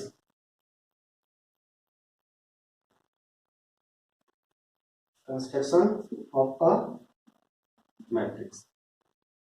किसी मैट्रिक्स को देखो, मैट्रिक्स होता क्या है, मैट्रिक्स का नेचर कैसा होता है, आगे चल के इसकी प्रॉपर्टीज और भी हम पढ़ेंगे। हालांकि हमने कुछ इसके देख लिए, जैसे ऑर्डर क्या होता है, नंबर ऑफ एलिमेंट्स कितने होते हैं और कैसे होते हैं। अब अगला जो हमारे पास मैट्रिक्स को बनाते कैसे हैं, मैट्रिक्स को रिप्रेजेंट किससे करते हैं, मैट्रिक्स को डिनोट कैसे करते हैं, किससे करते हैं, ये सब हमने पढ़ लिया। अब बात आ रही है कंस्ट्रक्शन ऑफ अ मैट्रिक्स, किसी मैट्रिक्स को बनाया कैसे जाता है। तो देखो बेसिकली जब भी हम कोई मैट्रिक्स लिखते हैं, हालांकि हमने देख लिया आगे 3 1 0 -1 1 1 ये लिख लिया हमने। इस मैट्रिक्स के अंदर अगर मैं कहूं कंस्ट्रक्ट अ मैट्रिक्स, तो आप सबसे पहले पूछोगे ना उसका साइज क्या होगा। साइज का मतलब अभी बताया था ना, साइज का मतलब क्या है, उसका ऑर्डर क्या होगा। बिना ऑर्डर आप बता सकते हो क्योंकि मैट्रिक्स तो इतना भी होगा, 3 1 -1 1 देखो ये भी एक मैट्रिक्स है। तो कहने का मतलब जब भी आपसे कंस्ट्रक्शन ऑफ मैट्रिक्स पूछा जाएगा तो सबसे पहले क्या आपको पता होना चाहिए कि भैया किस साइज का मैट्रिक्स बनाना है। मतलब यहाँ पे आपको क्यों का जवाब मतलब पूछना है कि भैया ये दोनों गिवन है या नहीं है। तो यहाँ पे 2 पॉइंट्स की आपको नीड पड़ती है। सबसे पहला क्या है, ऑर्डर आपको पता होना चाहिए। क्या पता होना चाहिए, ऑर्डर। ऑर्डर का मतलब मैं क्या लिख सकता हूं, साइज। और मैंने आपको क्या बताया था कि डिग्री भी इसी को ही बोला जाता है। तो ऑर्डर या साइज आपको ये पता होना चाहिए। लेकिन बात आती है ऑर्डर या साइज पता होने से सिर्फ मैट्रिक्स को बनाया जा सकता है, तो नहीं बनाया जा सकता। कैसे, देखो -1 3 0 1 2 3, इसका ऑर्डर कितना है, तो 2 बाई 3। देखो 2 रो 3 कॉलम्स है, इसका ऑर्डर कितना है 2 बाई 3, 2 रो 3 कॉलम्स है। तो मतलब अगर सिर्फ हमें साइज पता हो ना तब भी हम मैट्रिक्स अलग से नहीं बता सकते भाई ये दोनों मैट्रिक्स अलग अलग है। तो मैट्रिक्स के लिए दूसरी क्या रिक्वायरमेंट है, तो देखो यहाँ पे एलिमेंट की क्या, एलिमेंट की कि यहाँ पे क्या है 3 है और यहाँ पे 1 है। तो यहाँ पे क्या है कि ऑर्डर या साइज पता होना चाहिए। दूसरा और हमें क्या पता होना चाहिए, ऑर्डर या साइज पता होना चाहिए। इसके साथ ही साथ क्या है पोजीशन, हमारे पास क्या है elements with position, elements position के साथ पता होना चाहिए। तो देखो आगे हम बात करते हैं, अब कैसे एग्जांपल लेके देखते हैं।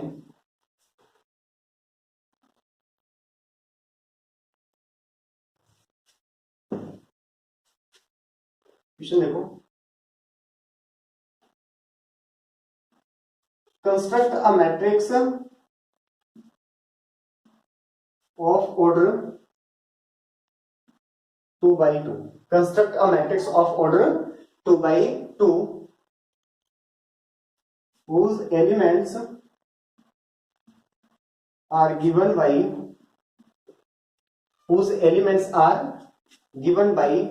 aij is equal to mod of minus 2i plus j। ये क्या है मॉडुलस फंक्शन, क्या होता है मोड होता है, मॉडुलस फंक्शन होता है। इसका काम क्या होता है एब्सोल्यूट वैल्यू निकालना, यानी नॉन नेगेटिव वैल्यू बताना। नॉन नेगेटिव मतलब जो नेगेटिव ना हो, जैसे मोड ऑफ 0 0 होता है, मोड ऑफ -3 3 होता है, मोड ऑफ 3 3 होता है, मोड ऑफ -3/5 कितना होगा 3/5। मतलब ये न्यूमेरिकल वैल्यू को चेंज नहीं करता, न्यूमेरिकल वैल्यू वही रहेगी, जो साइन है बस इसे चेंज कर देता है, हमेशा क्या आता है प्लस का आता है। तो हमारे पास modulus of function means non negative value को ये बाहर निकालता है। बाकी इसके बारे में आपने 11th क्लास में अच्छे से पढ़ा होगा। चलो अब हम बात करते हैं, देखो -2i प्लस जे ये है। तो देखो सबसे पहले बात आती है क्या construct a matrix of order 2 by 2। आपको 2 by 2 ऑर्डर की एक मैट्रिक्स बनानी है। तो 2 by 2 ऑर्डर की मैट्रिक्स बनाए कैसे, तो इसलिए हम एक बार छोटा सा यहां पे और पढ़ लेते हैं, क्या general construction of a matrix. किसी मैट्रिक्स की जनरल कंस्ट्रक्शन हो, चलो मैं लिख भी देता हूं ऑफ ऑर्डर 2 by 2, चलो 2 by 3 ले लेता हूं, 2 by 3। तो अब एक चीज देखो, general construction of a matrix of order 2 by 3। तो ये क्या बताता है, देखो दो रो होनी चाहिए। तो मैंने देखो यहाँ पे एलिमेंट्स लिख दिए, स्मॉल ए स्मॉल ए। ये कितने रो है आपको लग रहा होगा एक, नहीं देखो 1 2 दो रो। कॉलम कितनी चाहिए 3, तो एक कॉलम तो पहले से मेंटेन है, सेकंड कॉलम थर्ड कॉलम। तो देखो क्या है इसका ऑर्डर कितना है 2 by 3। इसके अंदर देखो 2 रो है और 3 कॉलम का यूज हमने कर रखा है। अब बात करते हैं इसकी पोजीशन की। तो पोजीशन देखो, इसका पोजीशन क्या होगा फर्स्ट रो फर्स्ट कॉलम, इसका क्या होगा फर्स्ट रो सेकंड कॉलम, इसका क्या होगा फर्स्ट रो थर्ड कॉलम। बताया था ना एलिमेंट्स की पोजीशन, क्या ये फर्स्ट रो और थर्ड कॉलम। देखो क्या है R1 है और ये क्या है ये C3 है, C1 C2 C3। तो पहले रो लिखते हैं फिर कॉलम। तो देखो 1 3 ऐसे इसको, तो 2 1 सेकंड रो फर्स्ट कॉलम, ये क्या है 2 2 और ये क्या है 2 3। तो इस प्रकार हम किसी भी मैट्रिक्स का मतलब किसी भी ऑर्डर की मैट्रिक्स हम लिख सकते हैं। तो अब हम बात करते हैं क्या construct the matrix of order 2 by 3। तो देखो हम क्या करेंगे, let A be a matrix of order 2 by 2। हमने ए एक मैट्रिक्स मान लिया जो ऑर्डर 2 by 2 का होगा। तो देयरफॉर ए हम जनरल लिख सकते हैं ना, देखो ए ए ए ए ये क्या है 2 by 2 का है, 2 by 2 देखो 2 रो है और 2 कॉलम का यूज किया हुआ है हमने। अब पोजीशन की बात करते हैं, इसका पोजीशन क्या होगा 1 1, इसका क्या होगा फर्स्ट रो सेकंड कॉलम, इसका सेकंड रो फर्स्ट कॉलम, इसका 2 2। इसके बारे में हम पहले डिस्कस कर चुके हैं कि पहले रो लिखते हैं फिर कॉलम। तो कौन से में लाई करते हैं, देखो सेकंड रो में है, कौन से कॉलम में फर्स्ट कॉलम, इसलिए 2 1। अब बात करते हैं, देखो एलिमेंट्स क्या दिया हुए हैं, एलिमेंट्स तो हमें AIG की फॉर्मेट में दिए हुए क्या -2i plus j, -2i plus j। लेकिन हमें ij नहीं चाहिए, हमें तो क्या चाहिए, हमें तो a11 चाहिए। तो इसको इससे कंपेयर करो, तो देखो i की जगह 1 लिखा हुआ है, j की जगह 1 लिखा हुआ है। तो हम i की जगह भी 1 और j की जगह भी 1 1 रख देंगे, कहां पे राइट हैंड साइड में। तो देखो -2 इंटू 1 प्लस 1। यहाँ पे देखो आई और जे की जगह हमने 1 1 रख दिया, तो यहां से कितना हो गया देखो, -2 बन जा -2 और यहाँ पे प्लस का 1, कितना हुआ माइनस ऑफ 1 इक्वल टू 1 हो गया। ऐसे हम बात करते हैं A12 निकालेंगे, A12 निकालेंगे। A12 तो देखो I की जगह क्या रखोगे 1 और J की जगह क्या रखोगे 2, तो देखो -2 I की जगह क्या रखना है 1 रखना है, प्लस J की जगह कितना रखना है 2 रखना है, तो देखो कितना हो गया 2 1 जा -2 और प्लस का 2 कितना हो गया 0, और मोड ऑफ 0 कितना होता है 0। इस प्रकार जितने भी एलिमेंट्स होते हैं हम सबको निकाल लेते हैं। अब जैसे अगला क्या होगा हमारे पास, A11 निकाले A12, अब A21 निकालो, A21 तो देखो I की जगह 2 J की जगह 1, मोड ऑफ -2 इंटू में 2 प्लस J की जगह 1 रख दिया, तो कितना हो गया देखो 2 2 जा -4 प्लस का 1 कितना आया -3, बाहर क्या निकल गया +3। ऐसे बात करते हैं A22 तो कितना हो गया हमारे पास -2 इंटू में 2 प्लस 2, 2 2 जा -4 और यहाँ पे प्लस का 2, तो देखो कितना हो गया -4 प्लस का 2 कितना हुआ -2 और -2 को बाहर क्या लिख देंगे 2 लिख देंगे। तो देखो अब इसके जितने भी एलिमेंट्स थे सब हमें पता चल गया, A11 किसके बराबर है 1 के, A12 किसके बराबर है 0 के, A21 किसके बराबर है 3 के, A22 किसके बराबर है 2 के। तो देयरफॉर रिक्वायर्ड मैट्रिक्स A, जो A मैट्रिक्स रिक्वायर्ड है वो क्या होगी, अब इसके एलिमेंट्स को रिप्लेस कर देंगे। देखो A11 की वैल्यू कितनी है 1, अब A11 की जगह 1 लिख दिया। A12 की जगह क्या है 0, तो यहाँ पे 0 लिख दिया। फिर देखो A21 की जगह क्या लिखा हुआ है 3, तो यहाँ पे 21 की जगह 3 लिख दिया। A22 की जगह कितना 2, तो यहाँ पे हमने 2 लिख दिया। ये हमारी क्या होगी रिक्वायर्ड मैट्रिक्स होगी।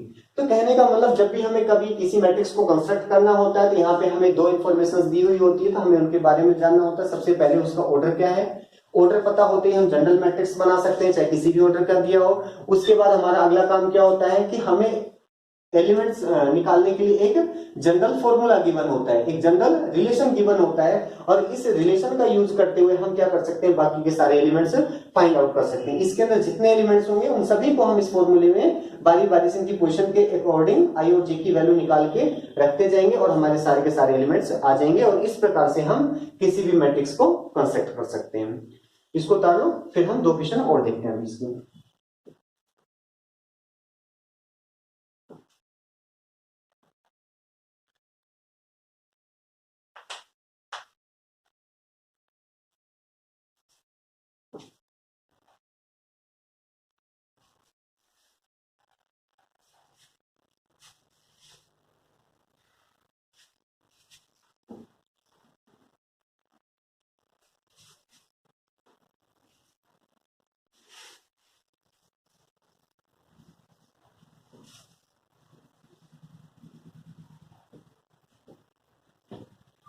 Construct a matrix of order 2/3। हमें क्या करना है 2/3 ऑर्डर की एक मैट्रिक्स कंस्ट्रक्ट करनी है।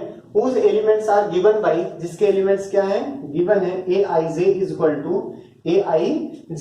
टू 2i प्लस j, लेकिन 2i प्लस j ये कब है, इफ i हमारे पास क्या है i is less than j, ये क्या कब है when i is less than j। यहाँ पे 4i इंटू में j ये कब है when i is equal to j होगा, और हमारे पास क्या है i plus 2j when i greater than होगा j से। यहाँ पे भी देखो कंस्ट्रक्ट अ मैट्रिक्स, एक मैट्रिक्स बनानी है जिसका ऑर्डर कितना है 2/3 है, लेकिन यहाँ पे whose elements are given by, जिसके एलिमेंट्स गिवन है इससे। तो अब हम बात करते हैं फिर से सॉल्यूशन देखो भाई। तो लेट सबसे पहले हम क्या करेंगे जनरल मैट्रिक्स बनाएंगे। तो let A be a matrix of order 2/3। हमने क्या कर दिया 2/3 ऑर्डर की एक मैट्रिक्स मान लिया ए को। तो देयरफॉर ए क्या हो जाएगा हमारे पास, ए क्या देखो 2 रो चाहिए ना, तो ए देखो 2 रो तैयार हो गए, 3 column, one first column second column and third column. अब आप देख सकते हो 3 कॉलम और 2 रो, यानी फिर 2/3 ऑर्डर की हमने एक मैट्रिक्स कंस्ट्रक्ट कर लिया। अब बात करते हैं इसकी पोजीशन। तो इसकी पोजीशन हम लिख सकते हैं यहाँ 1 1 होगा, ये 1 2 होगा, ये 1 3 होगा, 2 1 2 2 2 3। अब जनरल मैट्रिक्स तो आ गई, लेकिन हमें इन जो जनरल एलिमेंट्स हैं इनकी जगह हमें क्या करना है, कोई स्पेसिफिक एलिमेंट लिखना है, मतलब इनकी जगह जो पर्टिकुलर इनकी वैल्यू है हमें वो इंसर्ट करना है, यहाँ पे लिखना है। तब हमें पता है क्या, because A I ji given है वहां पे, हम बात कर लेते हैं हमारे पास A11 देखो यहां से कंपेयर करो, आई की वैल्यू 1, जे की वैल्यू 1, देखो आई बराबर 1, जे बराबर 1। अब यहां से हम क्या देख सकते हैं कि भाई यहाँ पे 3 फंक्शन है, लेकिन हमें क्या पता चला, आई बराबर जे है ना, आई बराबर किसके हैं, जे के, क्यों, ये भी 1 है और ये भी 1, 1 1 के बराबर होता है, इसलिए आई और जे क्या है, बराबर है। अगर आई और जे बराबर है तो इसके लिए कौन सा लिया जाएगा, ये वाला फंक्शन, इसके अंदर हम वैल्यू पुट करेंगे। तो यहाँ पे देखो A11, तो A11 कहां रखा जाएगा, 4 इंटू आई की जगह 1, जे की जगह 1, तो 4 1 जा 4, 4 1 जा 4, फिर 4 1 जा 4, क्लियर है। अब हम नेक्स्ट बात करते हैं A12 की। तो यहाँ पे देखो i बराबर 1 है, j बराबर कितना है 2, i बराबर 1 है और j बराबर 2 है। तो यहाँ पे हम देख सकते हैं क्या i लेस देन है किससे, j से, i क्या है, लेस देन j से। देखो जब i छोटा होगा j से तो उस केस में हम इस वाले का यूज करेंगे, इस वाले का मतलब हम इस वैल्यू इस फंक्शन के अंदर वैल्यू इंसर्ट करेंगे। तो यहाँ पे देखो हमारे पास क्या है, तो इस केस में 2 i की जगह कितना लिखना है, 1 लिखना है, और प्लस जे की जगह कितना लिखना है 2, तो 2 1 जा 2 प्लस 2 कितना हो गया, 4 हो गया। अब हम बात करते हैं सिमिलरली A13, यहां पे भी हम देख सकते हैं क्या i लेस देन किससे, j से, क्योंकि i की वैल्यू 1 है, j की वैल्यू 3 है। तो देखो i की वैल्यू 1 है, j की वैल्यू 3 है, तो 1 क्या है, i 1 है और j 3 है, तो 1 3 से छोटा होता है, बिल्कुल सही है, इसके लिए फिर वही फंक्शन आ जाएगा। देखो 2 इंटू आई की जगह 1 और j की जगह 3, तो कितना हो गया, 2 1 जा 2 प्लस 3 5। अब A21 क्या है, A21, अब यहां पे देखो तो i की वैल्यू कितनी हो गई 2, j की वैल्यू कितनी हो गई 1, i 2 है और j 1 है। तो अब यहां पे i जो है ये तो बड़ा है किससे, j से, i क्या है, बड़ा है किससे, j से, i बड़ा है j से, इसके लिए अब हम इस वाले फंक्शन का यूज करेंगे, किसका, इस डॉटेड वाले से, i प्लस 2j का यहाँ पे। तो देखो अब यहाँ पे क्या होगा, i की जगह 2 रखना है और j की जगह 1 रखना है। तो देखो i की जगह हमने कितना रख दिया 2 प्लस 2 और j की जगह कितना रखना, हमें 1 रखना है, तो 2 प्लस 2 1 2 कितना हो गया, 4 हो गया। सेम अब हम बात करते हैं A22, यहां फिर से देखो i और j दोनों क्या होगी, बराबर होगी, i बराबर j बराबर 2, दोनों के दोनों बराबर है, तो i और j जब इक्वल होंगे इस केस में हम इसका यूज करेंगे। तो 4 इंटू 2 इंटू में 2, तो 2 2 जा 4 और 4 जा 16, यहाँ पे कितना हो गया 16, आंसर आ गया। अब हम बात करते हैं A23, अब 23 में देखो फिर i कितना है 2 है, j कितना है 3 है, या फिर हम देख सकते हैं i क्या है, छोटा है किससे, j से, i क्या है, छोटा है किससे, j से। तो देखो i छोटा है j से, कहां रखा जाएगा, ऊपर वाले में, तो यहाँ पे कितना हो जाएगा 2, i की जगह कितना रखा जाएगा 2 प्लस j की जगह कितना रख दिया 3, 2 2 जा 4 3 7।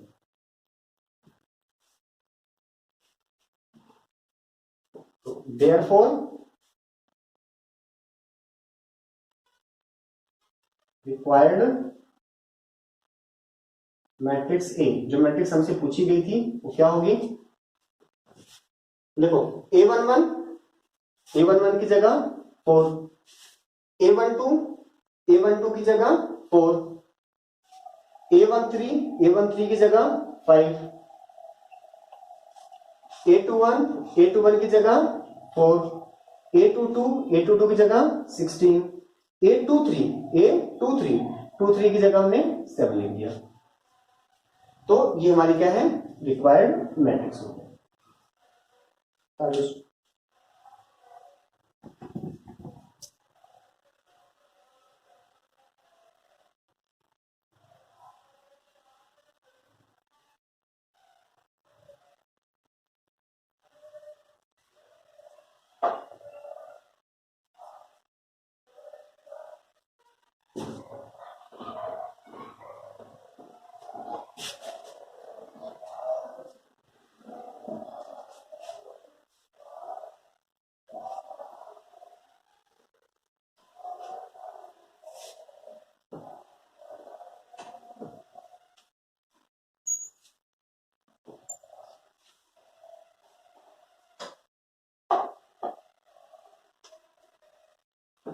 Construct a matrix of order 3/2। अब तक अभी हमने कौन सा किया था 2/3 का, अब किसका कर रहे हैं 3/2 whose elements are given by aij e की पावर 2 iota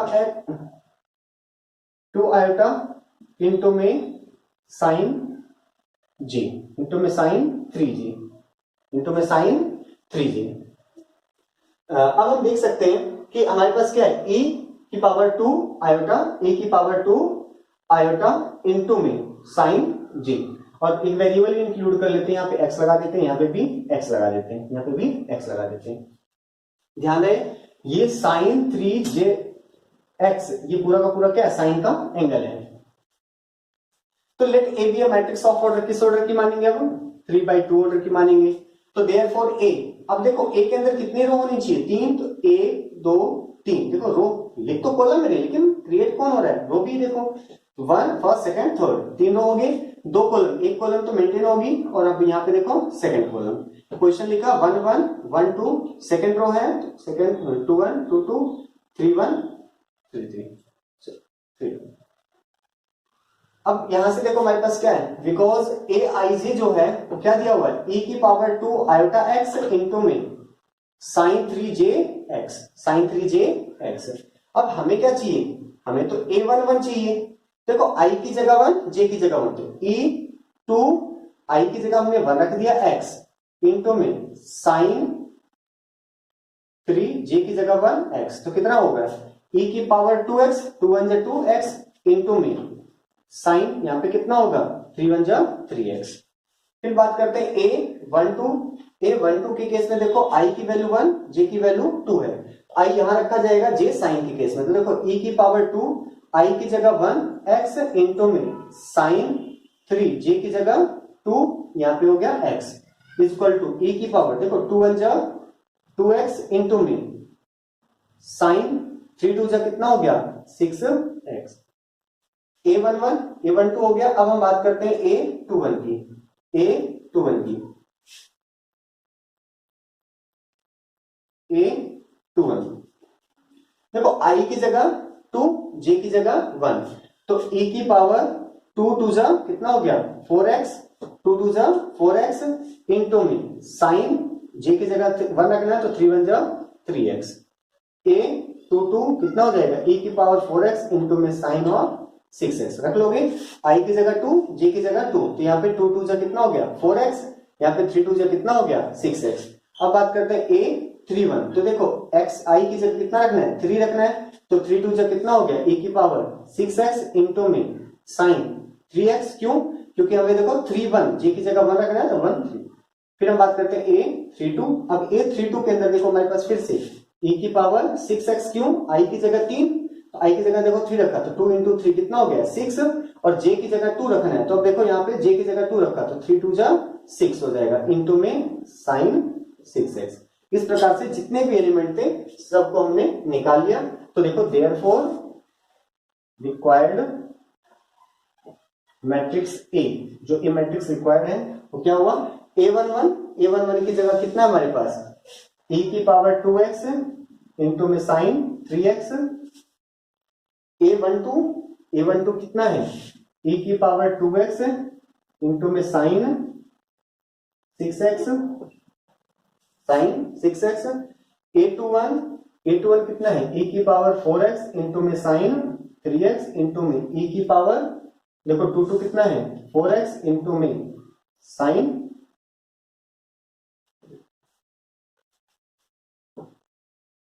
ठीक है साइन कितना हो गया 6x, e की पावर यहां पे कितना हो गया 6x, और यहां पे साइन 3x, और यहां पे e की पावर 6x साइन 6x, ये हमारा क्या हो गया फाइनल आंसर।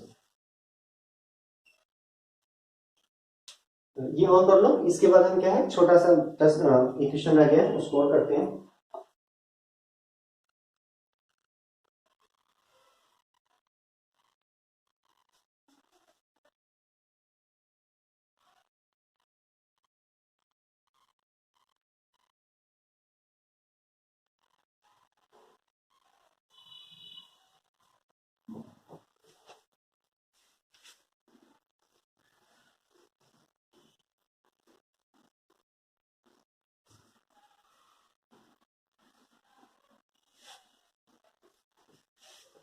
इस टॉपिक में एक छोटा सा क्वेश्चन है और जो पूछ लिया जाता है, और क्या है,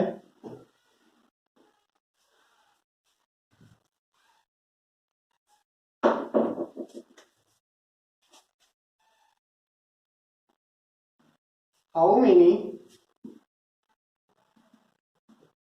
matrices of order 2 by 3, how many matrices of order 2 by 3 are possible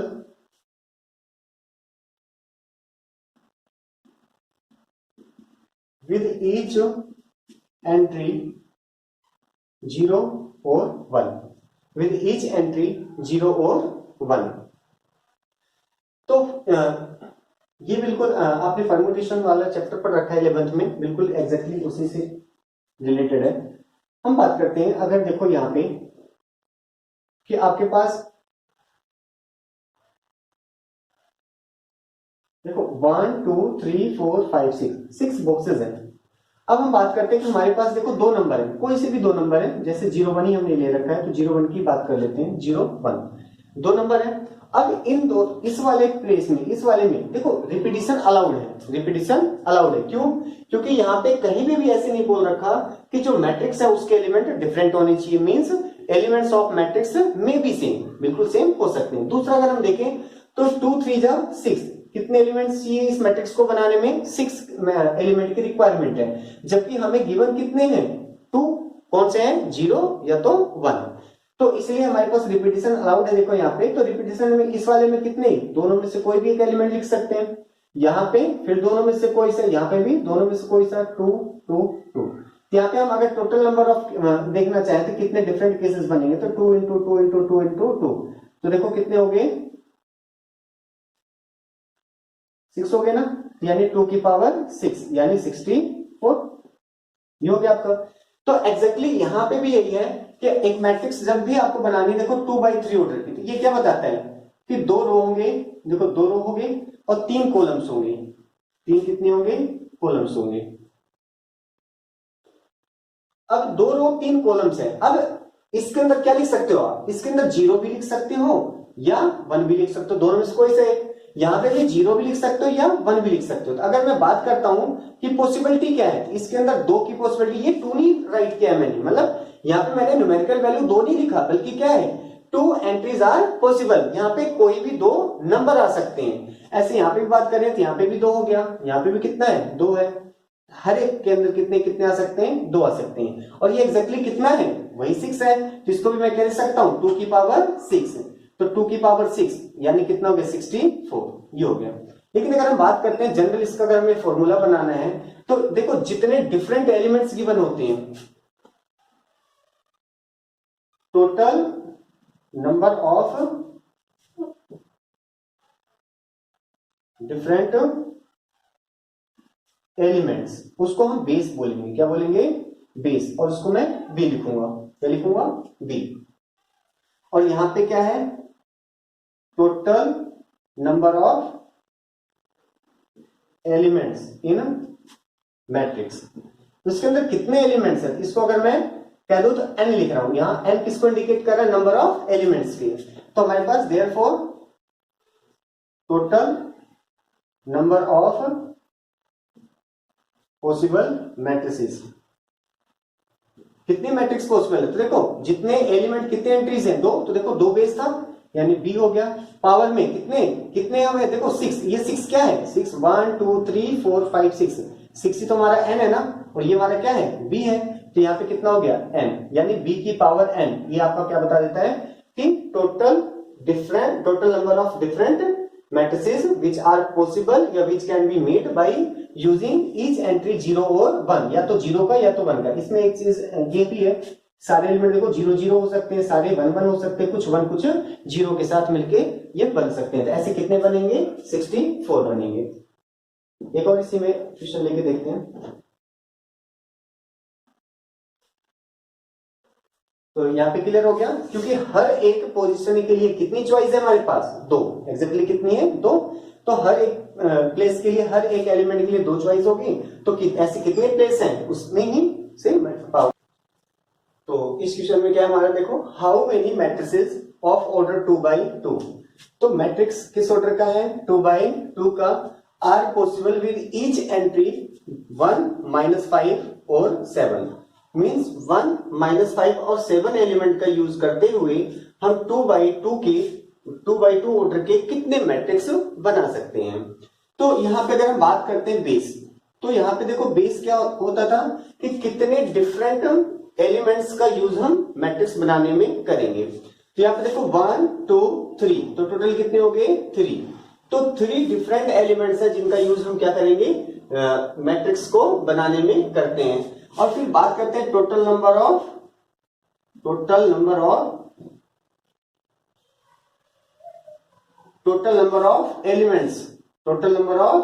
elements in matrix. कितने मैट्रिक्स के अंदर कितने एलिमेंट्स है जिनको हमें फिल करना है। तो वहां पे हम बात करते हैं 2 × 2 बराबर कितना हो गया? 4 हो गया है। तो इसका क्या मतलब है कि हमारे पास देखो 1, 2, 3, 4। अगर देखें तो 2x2 की मैट्रिक्स इस टाइप की होगी इस फॉर्मेट में। यहाँ पे देखो 4 एलिमेंट्स होंगे।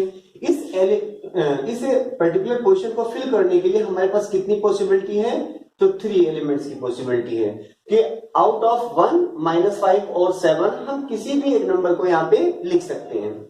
फिर बात करते हैं यहाँ पे, तो यहाँ के लिए भी कितनी है? 3 की पॉसिबिलिटी है। सेम यहाँ और यहाँ पर भी। ध्यान दें ये 3 नंबर नहीं लिखा हुआ है बल्कि 3 पॉसिबिलिटी को बताता है कि 1, -5 और 7 में से कोई एक नंबर यहाँ पे लिखा जाएगा।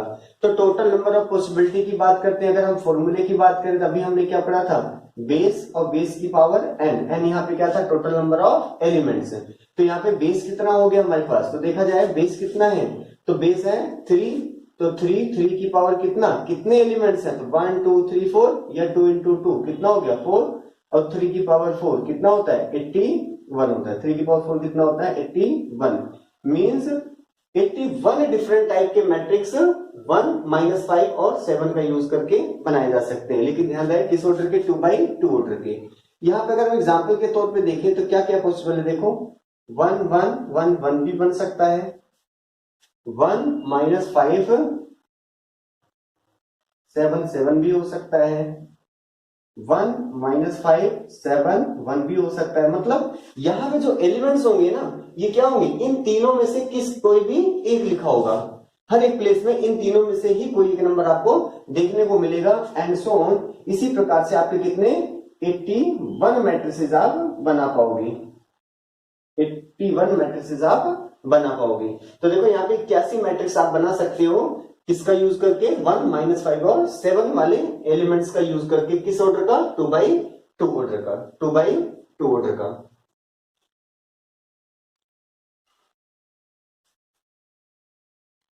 तो मैट्रिक्स चैप्टर के बचे हुए और बाकी के पॉइंट्स को हम आगे की वीडियो में डिस्कस करेंगे। हम ना सिर्फ मैट्रिक्स चैप्टर को बल्कि 12th क्लास के जितने भी चैप्टर्स हैं उन सभी को हम डिटेल में जानेंगे और पढ़ेंगे। Thank you class, thank you for watching.